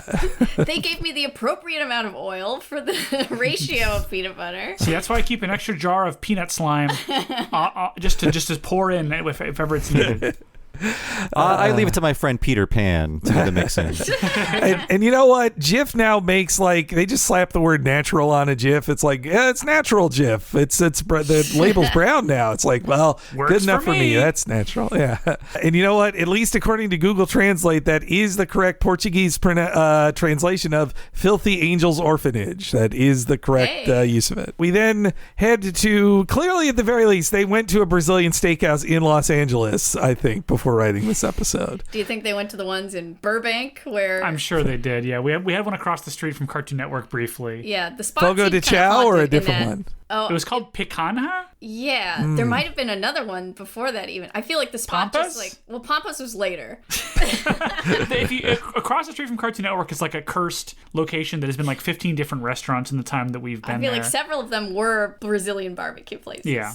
Look, they should just get it over with and slap a veggie grill there. It would do great. I don't know. I have had Brazilian steakhouse all you can eat once, and it was quite an opulent experience of just having, just like, oh, come over here, whatever that meat is, give me a slice of that. Okay. Oh, there's other meat over there. Give me that meat. Eaten off of a sword? They do have the sword, but they then carve it off the sword to you and give to you. So yeah, you're not each individually at the table given your own personal sword like in this scene. I guess this whole episode really isn't, but at this point I will play the jingle, the mentioned in Vulture jingle of our show. Heyo! Take that, Lisa's beliefs. Not only do they shit on Lisa for caring about the income inequality in Brazil and saying that, like, oh, it's dumb to care about that, then they have to tell her, just eat meat on your vacation. Who cares? And Homer shits on the sanctity of his own marriage. Yes, yeah, he does. He's not wearing his wedding ring. I love Marge is just Homer at that. And there's nothing after that. It's just like, oh, there's just something very unpleasant happened. Yes, yeah. Then Lisa clearly has never watched another episode of the show before because she sends Bart and Homer to do something, which you should not send those two alone to do anything if you actually want it done.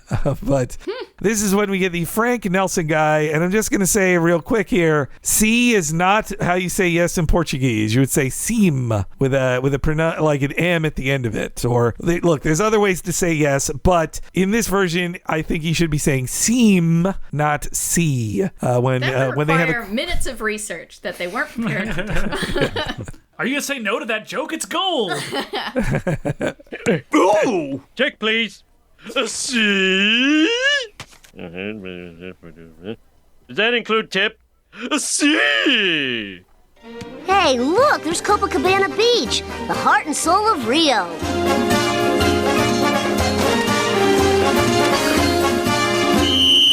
Excuse me, Americans. How did you know? There is a dress code on this beach, but we can help you. I feel so European. Mine keeps disappearing. Oh well.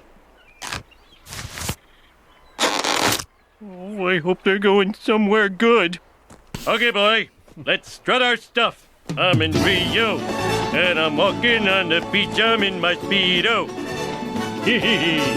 And a bunch of people are grossed out by it. But that was the song Brazil, right? Playing us in? Aquarela do Brasil, or yes, Brazil. Yes. I'm familiar with it from the movie Brazil. Yeah. Also from Saludos Amigos. Right. Yeah. So real life thing that happened to me. I see this episode. I do laugh at the Try and Stop Us shirt with Uncle Sam eating the globe. Great joke. That is funny. That's good. And the scary music sting is also very funny. Yes, very funny. Also a little edgy in this early George W. Bush era. We're either about to enter Afghanistan or we're in it. What's the timeline? Clearly, no, we're in it. Oh, we're in it. Yeah, it's the lead up. By the end of this year, Iraq is next. Right, but we're in Afghanistan. But clearly a joke written before 9/11 too. Yeah. But I was walking around my college campus probably less than a year after this aired, and I saw somebody wearing this t-shirt. Somebody was actually wearing the Try and Stop Us t-shirt, and I wanted to say, hey, that's hilarious, but I also thought, I don't know if he actually sincerely is into this shirt, so I'm not going to say anything. Whoa. But it was not an official shirt. Fair. That's what I was going to ask. Like, did they? There's no way. It feels hard to imagine they would sell that shirt officially, which means someone would have had to like design it by hand to mimic the design in the episode, still, right? You never know. Yeah, you just don't know. It was not an official shirt, and it was a very reactionary time, so I wasn't sure which side he stood on. And there was not like a Redbubble or an Etsy or anything like that at the time. So either he found a bootleg of it somewhere or he made it himself. But somebody was walking around my college campus wearing the Try and Stop Us shirt. Well, Yeah. Look, it's a very funny joke, but I would not wear the shirt. Yeah, you know. It's just like Henry's Hitler manga he carries around. Hey, I showed you that Hitler manga in earnest. No, look, Osamu Tezuka did a comic, did a series about Adolf characters, and the cover of it looks crazy, and I would never walk around holding it, but it's Tezuka. He's a genius. They should not have put a giant Hitler face on the cover. Yeah, look, if that's what the Tezuka estate wanted, they're doing it. But it's being on a college campus, my first guess would be it is ironically worn by a fan, but you never know. It could be that 1 out of every 10 college Republican who's looking to get in a fight with a snowflake just like you, Bob. Mm-hmm. It was like a football commuter college. It was not like a bastion of the liberal arts or anything. Yeah. So now it's feeling more earnest to me with these descriptions. Yeah. Not to be disgusting, but we have jokes about Homer's clothing disappearing into Homer's anus. Yes. And then we have the outline of his penis clearly defined in these strutting around scenes, and this is too much for me. We have never in more detail seen Homer's penis in the show. Yeah. So far. We can say we've seen Bart's penis entirely, but Homer's penis we have never seen more in detail. And yes, I mean, you'd be crazy to like looking at that, right? Yeah. The timing on the Speedos and the jokes of them walking by people who are disgusted, it's all very critic. You can really smell the Algene on this particular sequence. Honestly, yes. This joke works exactly the same with Jay Sherman, including the singing. Honestly, the singing fits more for Jay Sherman than Homer. That is true. That is true. Especially because he is singing a song from the 70s, a campy song. It is Peter Allen's I Go to Rio, seemingly made to be shown in the commercials. But Peter Allen, he was the first husband of Liza Minnelli, also a closeted gay man. Okay. Sadly, was one of the first famous people to pass away from AIDS-related complications, which is, Hugh Jackman did an entire musical about it, about this guy, because also the guy's Australian, so of course that's the only reason that's the only reason Hugh Jackman would find anything in common with Peter Allen. That's it's because he's Australian. Well, I will say it's okay if you enjoy watching Homer's giant ass eat fabric, but I just want a smooth crotch on a Homer. I don't want any sort of visible genitalia on my Homer. You don't want to know the size and scope of it. Yeah. I just want the smooth, inverted light bulb body that I'm used to. I will say Homer's ass grows so much every season. Like, all right, let's compare Homer's butt in Rosebud, which that's weird to say Homer's butt in Rosebud. But in that episode, when he does Mr. Burns, do this, do that, his butt isn't huge. I mean, it's like, I guess it's big, but then compared to, say, a couple seasons ago, after the Panda Love, when you see his butt, it is much like more oval shape. Like it is expanded out more, and then this time his butt is so big and has so many like crevices and lumps in it. Like they make his thighs bigger too. They really blowed up Homer for these Speedo scenes. Those blue pants are hiding a lot. I mean, look, if you look at the baseline character design for both Homer and Jay Sherman, neither of them is that fat. It's really just that you can embellish that for the joke. You go in for the gross up.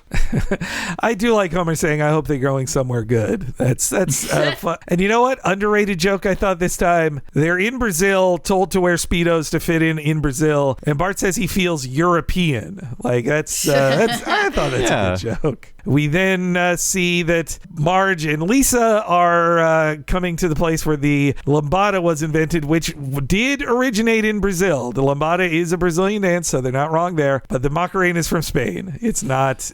Now, I looked it up. The Macarena guys are from Spain. Okay. While in Venezuela, they saw the Macarena dance. Oh, and they got it from Venezuela, but not Brazil. Got it. Yeah. Okay. So Spanish guys in Venezuela steal. They stole. It's cultural appropriation. I think with permission, it was given to them. Okay. Yeah.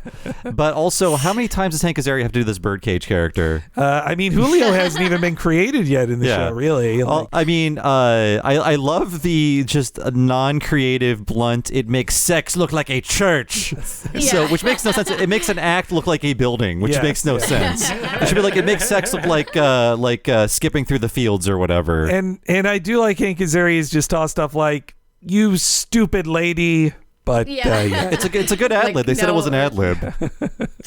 I mean, without that ad lib, there would have been no good button. Yes, yeah. I think. I mean, Hank Azaria has great ad libs. He's got That's Right, I Rob Now. Yeah, he's so. Some of his best ad libs are sort of throwing shade at a joke in the episode going too far. And of course, so now Julio is voiced by friend of the show, Tony Rodriguez, who does a great job. Marge takes Lisa away from there. Then they head back to Bart and Homer, who Homer drinks something very sweet, and I guess the joke is that it's a very sweet thing, but he's reacting to it like it's very spicy. Is like that the joke? So sweet. I think that's it's so sweet that he has to react as though it's very spicy or sour. It could have maybe used a little bit of extra explanation. But it did make me want that fun drink. No. Hey, no drink can be too sweet for me. I say I'm Mr. Sweet Tooth when it comes to drinks. Oh, Sweet Tooth from Twisted Metal. Yeah. Yes. Coming soon to streaming, right? Yeah, starring Mike Mitchell. Right. Yeah, starring Mike Mitchell. Our good buddy, Mitch, yeah. The Mitch Man, yeah. But also Coatimundis, that it does also feel something like they read a National Geographic, like, yeah, that's an animal there. And though apparently they're more commonly referred to as coatis now, not Coatimundis. I really like Marge's, like, everything here is something. I feel like Marge gets a lot of good lines in this episode. That's a great reaction, yeah. Yeah, it's great when she's recognizing the joke setups and getting frustrated by them. Yes. Algene admits that the bracelet turning into a snake, he felt that was too far and too mean about Brazil. But yeah, everything here is something. That's such a great line. I think then we come to the next scene, which is probably the one that angered Brazil's Secretary of Tourism the most, because, I mean, look, kidnappings happen everywhere, but I would think if you are the Secretary of Tourism for Brazil and the incredibly famous cartoon character Homer Simpson is kidnapped while on vacation in Brazil, that would look pretty bad for your job as a Secretary of Tourism. Mm-hmm. So I can get why that this was probably the thing that made them the most mad at the time. And yes, though when Homer gets kidnapped here, Bart doesn't really care. There's gotta be a million kids here. We'll never find Ronaldo. Ronaldo? You know him? No. I was just distracting you while my children robbed you. No, look at all the stuffed Coatimundii. I bet Maggie would like one. I'll just get her this bracelet. Everything here is something. Hey, Bart, how many more places do we have to search? Just one, and it's across town. Taxi! My American friend, I'm afraid that this is a kidnapping. So that means I don't have to pay the fare. I suppose. I'm afraid you don't appreciate the seriousness of the situation. Fine. Take me, but let the boy go. I'm afraid he has already gone. Oh! Bart's calmness in walking away from his father having a gun pointed at him, that's pretty good. Mm-hmm. And yeah, that was really funny. Homer's earned it at this point. He's been so awful to Bart, this episode in particular. I get why Bart's like, I don't care. Die or don't, Dad. I'm out of here. It is kind of fun having Bart be the punching bag in the episode as opposed to like Marge or Lisa. I don't know. It's something about it. It's I don't know. It's kind of fun. And you know what? Why in Brazil does the taxi sign say hostage in English on it? It should say it in Portuguese. Come on. Also, these jokes about like, don't get in an unlicensed taxi. I'm like, that's all we do every single day now is get into unlicensed Check taxi. that license plate. Yeah. It's true. So then we come back from the commercial break. So they've left Rio with Homer. What is the only other thing they know about Brazil? The rainforest, the Amazon. So, and for some reason they're playing their Miami Vice music sting over there. I was wondering about that. Confusing. Yeah. They spent the money, presumably, to get that music cue, and they play it for like 2.5 seconds, and that's gone. And it's just like boat related. There's a boat on screen. It's very odd. I guess they had fan boats in some Miami Vice episodes. I guess maybe it's just their fan boat theme. I don't know. That's the only reach I can make. It escapes me. I'm curious too because this episode has a joke about choosing music cues. So yeah, that's true. That's true. True. So yes, the kidnapped Homer tries to make a break for it. Where are you taking me? Shut up and take that stupid bag off your head. No, it smells like cinnamon. Behold, the Amazon. But quick, because we are burning it down. Listen, I really need a rest stop. Again? I have a bladder the size of a Brazil nut. We just call them nuts here. Suckers. Suckers! I like any new turn on the haha suckers joke, because this is the suckers era for the show. Yeah, I think Scully really had a suckers run there for a while in his seasons. And that joke about Brazil nuts, the accurate, at least according to Wikipedia, is they actually call Brazil nuts there Castanha do Pará, which means chestnuts from Pará, which is the region that those chestnuts are from. So that's what Brazil nuts are called there. It's not as fun as just saying they call them nuts there, but that's the accurate thing. Now I know. That joke feels more like the joke, like, well, what do English people call English muffins? What do they call them? Like that I don't have the answer to. But yes, a bunch of bats attack Homer in the Amazon, and I do like the joke that Homer put the bag on his own head. That they didn't do it to him. They're not torturing him. Yeah. He put those jokes will later show he's horribly beaten off He's screen. tortured. His teeth are pulled out. His nose is broken. I think burned with a cigarette butt too. Yeah. It's tough time for Homer off screen, but yes, we cut back to Marge and Lisa. Marge has a great line. I guess planning a vacation around a missing kid is not a way to have fun. Yep. And Bart nonchalantly walks back into the room and turns on the TV. This is so ADR. Yeah, I don't like the Teleboobies. It's not what they call it in Brazil. I don't like horny Bart. I don't like when Bart is like horny for an adult woman. That's a problem. Yeah, there are a handful of ADRs in this episode. You know, it's Nalgene. You know, it's got to be. I mean, especially when it pauses, Bart like holds up the remote, and then he's clearly about to press the button, and then he's just like, "Let's watch Teleboobies." Like, and also Teleboobies definitely sounds like a final rewrite line that you accept 2 days before the show airs, perhaps, but not in a writer's room. But yes, then the boobs move quite a lot here as they move both clockwise and counterclockwise. They get away with doing like a stripper tassel joke on TV. And I would guess on top of and beneath is a live sex act happening on screen. I guess so. I suppose. If one must guess. But this is when Marge learns that he's been kidnapped, and they head to the cops, and basically a Brazilian cop is just Wiggum, who just thinks that he's being hit on. The staging is like identical to the staging in scenes when they go to Wiggum and he does like the typewriter or whatever. Yes. I think it's thoughtfully done, actually. I think it's very intentional. But in this case, Wiggum thinks it's a guy, or sorry, the Brazilian Wiggum thinks it's a man and woman hitting on him. And he's like, I'm flattered, but I do not swing that way. But yes, so then we cut back to Homer. He's asking them to scratch him, and all right, I'm not going there again. I don't like that line. Lame joke. But yes, I do like the line of him saying, like, if they ever want to see you alive again, they'll have to pay this much. Oh, I don't know. They've been seeing me alive for free for a long time. That's a good line. There's a lot of Yeah. like classic setup punchlines between these characters. It feels very old-fashioned in a fun way. Also, we talk about these animators, they had so much to design. If they cut corners here, I'm not trying to target them, but the design of this jungle hut with a radio in it is very similar to the jungle hut in Missionary Impossible in season 11. Also directed by Stephen Dean Moore. Well, I looked that up. All right, well then there you go. Yeah. I feel like they're running out of Brazil material, so they're like, let's call Burns and Flanders and Mo. We're kind of done with Brazil. What are they up to? I mean, this episode, I'm not a huge fan. I don't hate it, but when Burns shows up, I lit up. I was like, let's get into this. Let's talk more There's about my Burns. guy. What's he doing? Yeah. And now that you got Burns there, like he can say Burns calls one of his old Nazi friends in Brazil. Do that. Rich as Nazis. But yes, Homer first calls his family for money. They can only get together $1,200, and this is when he must call others. They have $1,200. $1,200? You've already eaten that much. Oh, come on. I didn't. Well, maybe. Enough of your blarney. Get the money. Ahoy, hoy. Mr. Burns, it's Homer Simpson. I've been kidnapped and I need $50,000.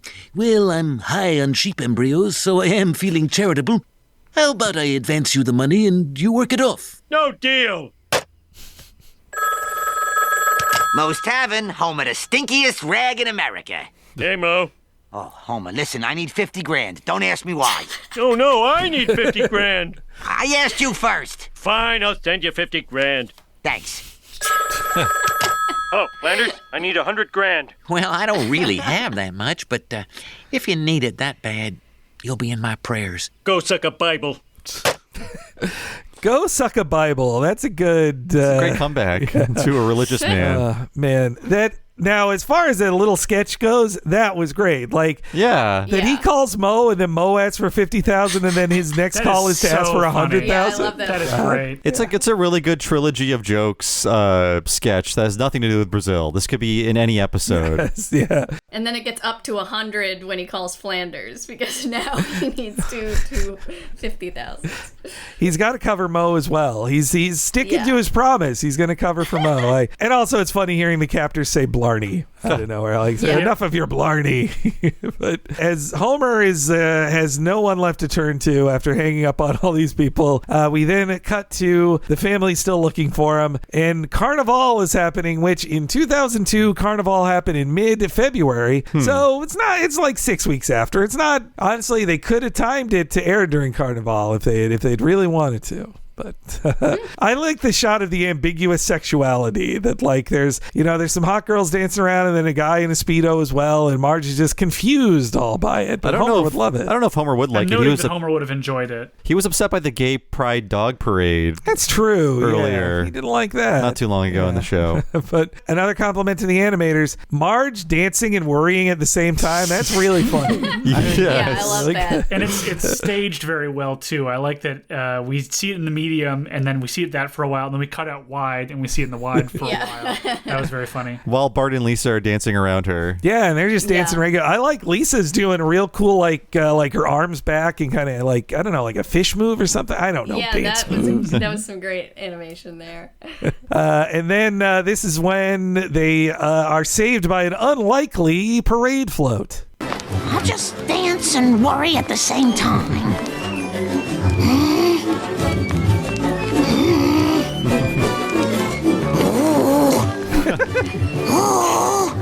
Hey, look, it's a stripper from the kids' show. She makes paying attention cool. Oh! Lisa! Lisa! Ah! It's me, Ronaldo. Ronaldo! Yes, I am Flamenco Flamingo. And it all started with the dancing shoes you bought me. Why didn't you tell me? I tried to write, but I didn't know what state you lived in. It's a bit of a mystery, yes. But if you look at the clues, you can figure it out. Oh no, the parade. She starts. Meet me at the studio. Where is it? That way. Here is the ransom for your father. Are you sure you can afford it? I make as much as Malcolm in the Middle. And because I have no parents, my earnings remain unstolen. It feels like a mean joke towards their coach. Obviously, the show that follows this one directly, Malcolm in the Middle. And his parents didn't steal his money. He just had horrible brain problems, and now he can't remember the show. I feel like maybe it's not specifically aimed at Frankie Muniz's financial situation, more just I make as much as Malcolm in the Middle. Side note, because I am an orphan, I don't get my earnings stolen. But and the usage of the words unstolen is very, very pointed. Oh, yes, I was wondering, because earlier in the episode, Lisa's like, oh, he usually sends me a letter every month, but I haven't gotten one, so I tried to call. And in this one, he's like, I tried to write you, but I didn't know what state you're in. So, like, what about this? Well, then how did he write her in the first place? Doesn't make no sense. Did he, maybe he wrote the letters and handed them to the nuns, and the nuns sent them, and now that he's no longer at the orphanage, he has to send it himself. Yeah, perhaps it's something through the program. It made sense there, and yada yada yada. No, but that is an important plot hole. You're correct. I think. Thank you. I'm done. Goodbye. Again, I think on my first watch of this, I feared they do the South Park thing of going extra cynical, like that Ronaldo was like running the kidnappers or something, or that's like it would be something evil and dark. But instead, it is like, no, Lisa helped out a kid in poverty, and he pulled himself up by his bootstraps and is now a very rich television star. Yeah, it's even less cynical than this show might have done a couple years earlier. Yeah. But he's a flamenco flamingo, and flamenco dancing is from Spain. Mm-hmm. He's not sambaing. Man, he should be like the samba salamander or something. Yeah. Yeah. Well, they don't care. I wonder if there were like children in the audience who see him unzip his costume to their horror. horror of like, what? That should freak him out. Yeah. That was just a Fuego. What are you telling me? But yes, people do wear revealing costumes at Carnival. That's another fact horny Americans are aware of for sure. But I've got my horny finger on the horny pulse. but though it's also funny that they bring up on the commentary too, the swinging boobs that point where to go, they almost considered cutting that similar joke from the Simpsons movie because they're like, wait, we did it in the Brazil episode. Can we really do it again? But they decided, no, we can do it again. The swinging boobs are too essential to the plot of this movie. Yes. Yes. People love them. Plenty of boobs for the time. Tress MacNeille playing another character with swinging breasts that point in a certain direction, leading characters to their goal. That's true, man. Become a part you wouldn't play these days. No. So I'm confused here, though. They're asking for 50,000. If they're asking for 50,000 real, that's worth today $9,000. But I believe the real has really dropped in the last few years. I think it was more like $20,000 back then. But I think they want American dollars. I think everybody does. And you know what? Rio's cable cars to Sugarloaf Mountain, all real things and still in operation. So again, this is one of those, this is correct by a tourist standard. And though I don't know if I'd ever get in one of those. They look so scary. Those I've never, even at Disneyland, I've never really been in like a cable. Maybe once at an amusement park I've been in a cable car, but I don't think I've ever seen been what happens to Homer. I don't want that to happen to me. It's scary stuff. Don't get into one of those with your captors. Yes, That's the key. But yes, as they're there, we get some live music editing. We're supposed to bring the ransom money to the top of Sugarloaf Mountain. The tension is killing me. How about this? That's not tense enough. It's making light of the situation. Yep, that's it. Just right. That's the one. Look!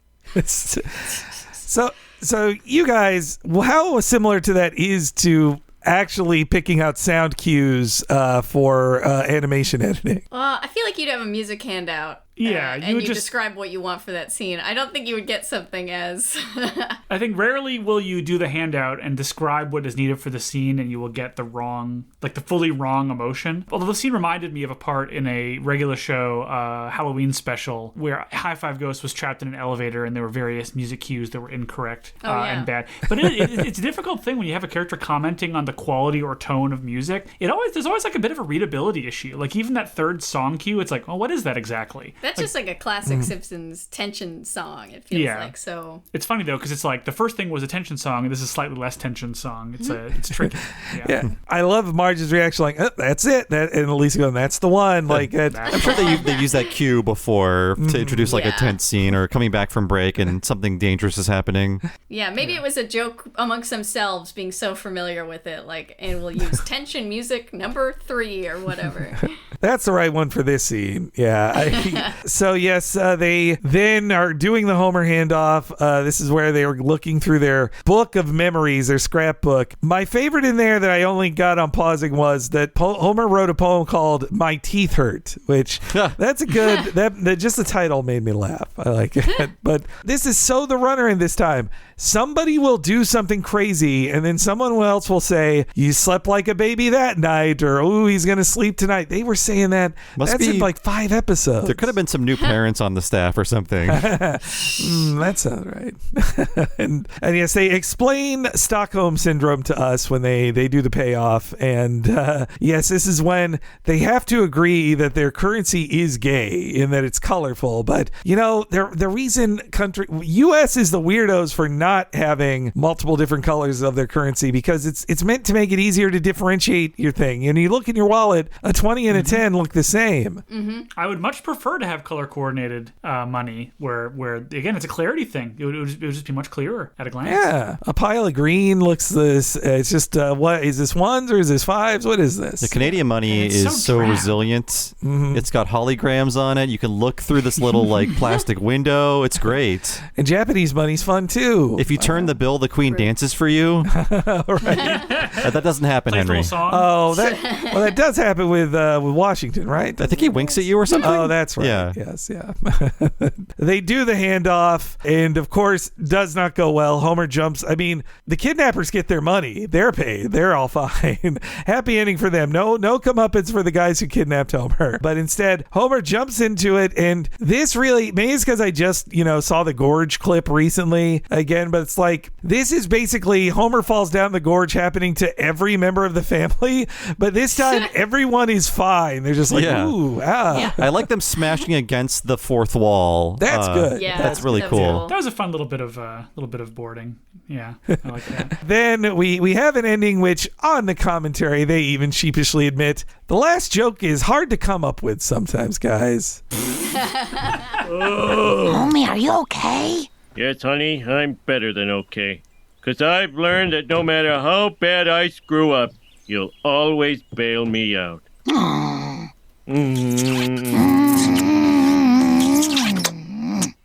Mom, Dad, we better do something about this. Don't be sad. It's Carnival!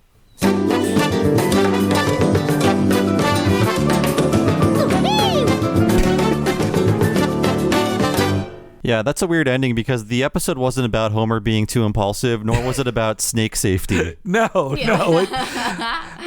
didn't Ronaldo get to come back at the end and thank Lisa or something? And why? This is another of those stories where Lisa gets her story stolen from her by wacky Homer adventures. It happens all the time. But Bart dancing inside of a snake happily, like, it makes me chuckle. But yeah, it's real random. I'll say that. Like, don't be scared. It's Carnival. The joke is random, and the emotional resolution is random as well.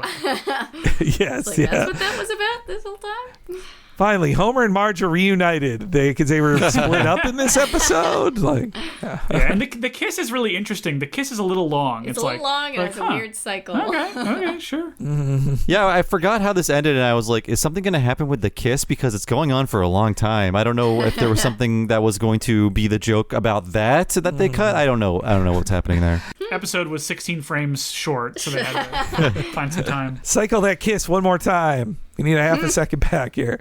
And then, of course, the song over Bart dancing inside the snake then transitions to a new version of the Simpsons theme done Carnival style. And it's nice. I like that. We don't get those anymore because Alf Clausen isn't around, and also there aren't really credits with music anymore. Yes, yeah. They often just put deleted scenes at the end or some tag after the credits. Pretty much it's just another joke, which, they cut so many things for commercials, I see why they use them. But A show that does do the alternate versions of the theme a lot at the end is Murder, She Wrote. Great, Really? a lot of great versions, like a jangly country version, or she's going to Hawaii, so it turns into an island theme version.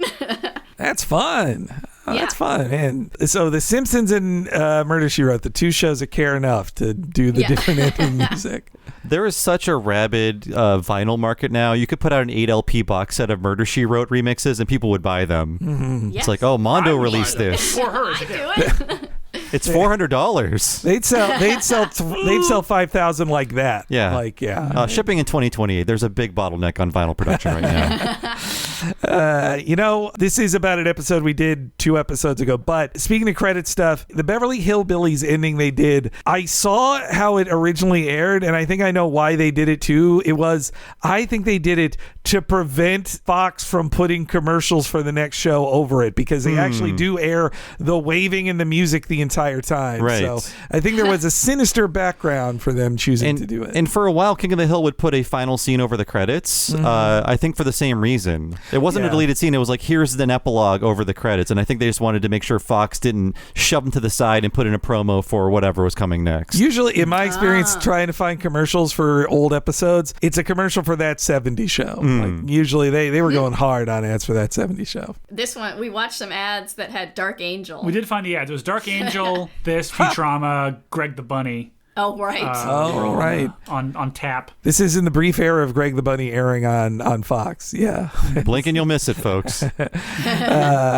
But yeah, I expected to be slightly more offended by this episode, though certainly they make some broad assumptions about Brazil and straight up wrong things about it. But I guess as me as a white guy who's never been to Brazil, I thought it could have been more offensive. But yeah, definitely they would never do this episode today. One, because I think they'd at least have a writer that went to Brazil write it at the very least. And two, probably hire some Brazilian actors, I would think. Yes. Also. Yeah. You would think. I would also think. I would hope, certainly. Even get one or two. Shusha on the show. Yeah. One or two. Yeah, I thought it would be worse. No, I was never a fan of this one. And I think by being inaccurate, they actually avoided being racist about things. Just like, you're making jokes about other countries. That's fine. Don't worry about it.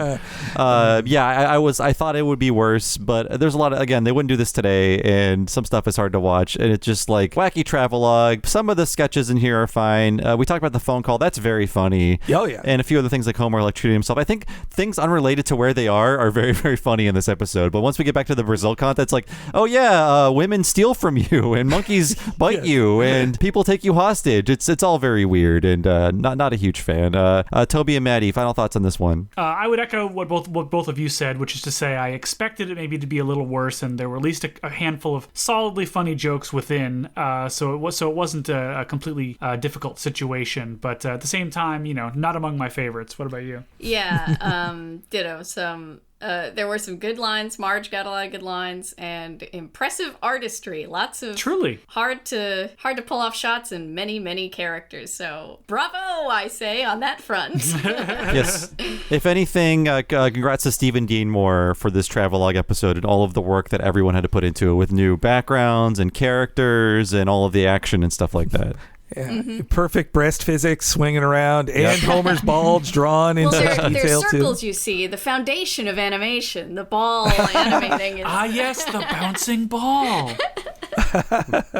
No, it's we always love having actual animation professionals on here who can appreciate Simpsons from a direction not everybody looks at. It's great having you guys on, and hey, if this inspired you guys to do an episode of a cartoon you're working on of the characters go to Brazil, and I'm sure you'll handle it better than the Simpsons did. I think so.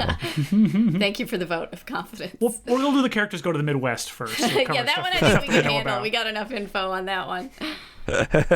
So Toby and Maddie, thanks for joining us. Where can we find you online, and do you want to plug anything that is not NDA'd to hell and back? Sure. I'm Toby. You can catch me on social media at Toby Jones for all of your updates. If you can find them, watch Regular Show and OKKO Let's Be Heroes on wherever they happen to be at this moment. And keep an eye out for fun stuff on the way. You can find me on Twitter at Hampshire's. Yeah, Infinity Train is somewhere out there. You can buy it with money. You can buy. It's on iTunes, I think, still. It's somewhere. Otherwise, same things Toby said. Yeah. One of these days, you'll see what we're doing. Yeah. I can't wait. It'll be worth the wait, I'm sure, once the time comes. Yeah. No, thank you guys so much. It was awesome talking with you guys, as always. Always a pleasure. Oh, no, wait. I know what I'll plug. Babylon 5. Ooh. Everybody Babylon should watch Babylon 5. Our friend Kat will appreciate that. Yeah. Thanks again to Toby and Maddie for being on the show. If you want to check out more of what we do and get all these episodes 1 week ahead of time and ad-free, please go to patreon.com/Talking Simpsons. Sign up for $5 a month. You get just that, but also access to everything behind the $5 paywall. That includes over 100 miniseries episodes about shows like The Critic, Mission Hill, and Batman the Animated Series. We also have a monthly ongoing miniseries about Futurama and King of the Hill. That's behind the $5 paywall. And actually running right now behind that paywall is our yearly miniseries. This time it's about Batman the Animated Series. So we did season 1 last year. Currently season 2 is unraveling every Friday through the end of 2022. You sign up, you'll get those as well as they go live. There's a lot happening, and it's all at the $5 level, only at patreon.com/Talking Simpsons, and there's a $10 level as well. When you sign up for that, you get access to all the $5 stuff naturally, but also access to one super long podcast once a month, only for patrons of that level or higher. And what is that, Henry? Bob is talking about the What a Cartoon movie podcast, which, if for $10 a month, you get to hear that and all the $5 things Bob just mentioned. us covering an animated feature film super in-depth, just like we do an episode of The Simpsons where they go to Brazil. Last month, we covered The Transformers, the movie 1986, the long toy commercial full of brutal murder that we had a whole bunch of fun talking about for over 4 hours. At the end of this month, we are covering for the first time a Leica film, Paranorman from 2012, our Halloween hangover. And there is a giant back catalog. I'm talking 4 full years of What a Cartoon Movie Podcast. You get over 240 hours of What a Cartoon Movie Podcast, in addition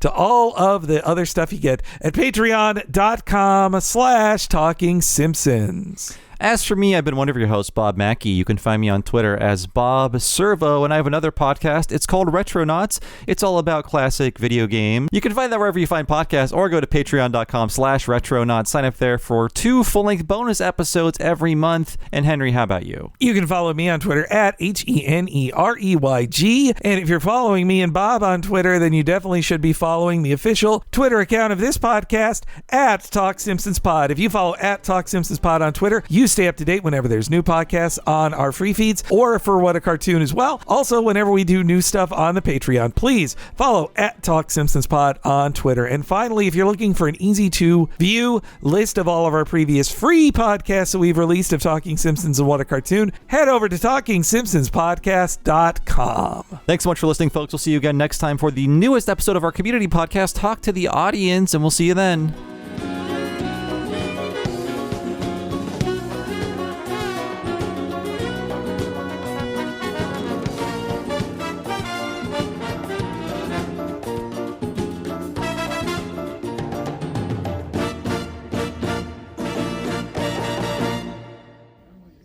Boy, they sure love soccer here. Oh! Goal!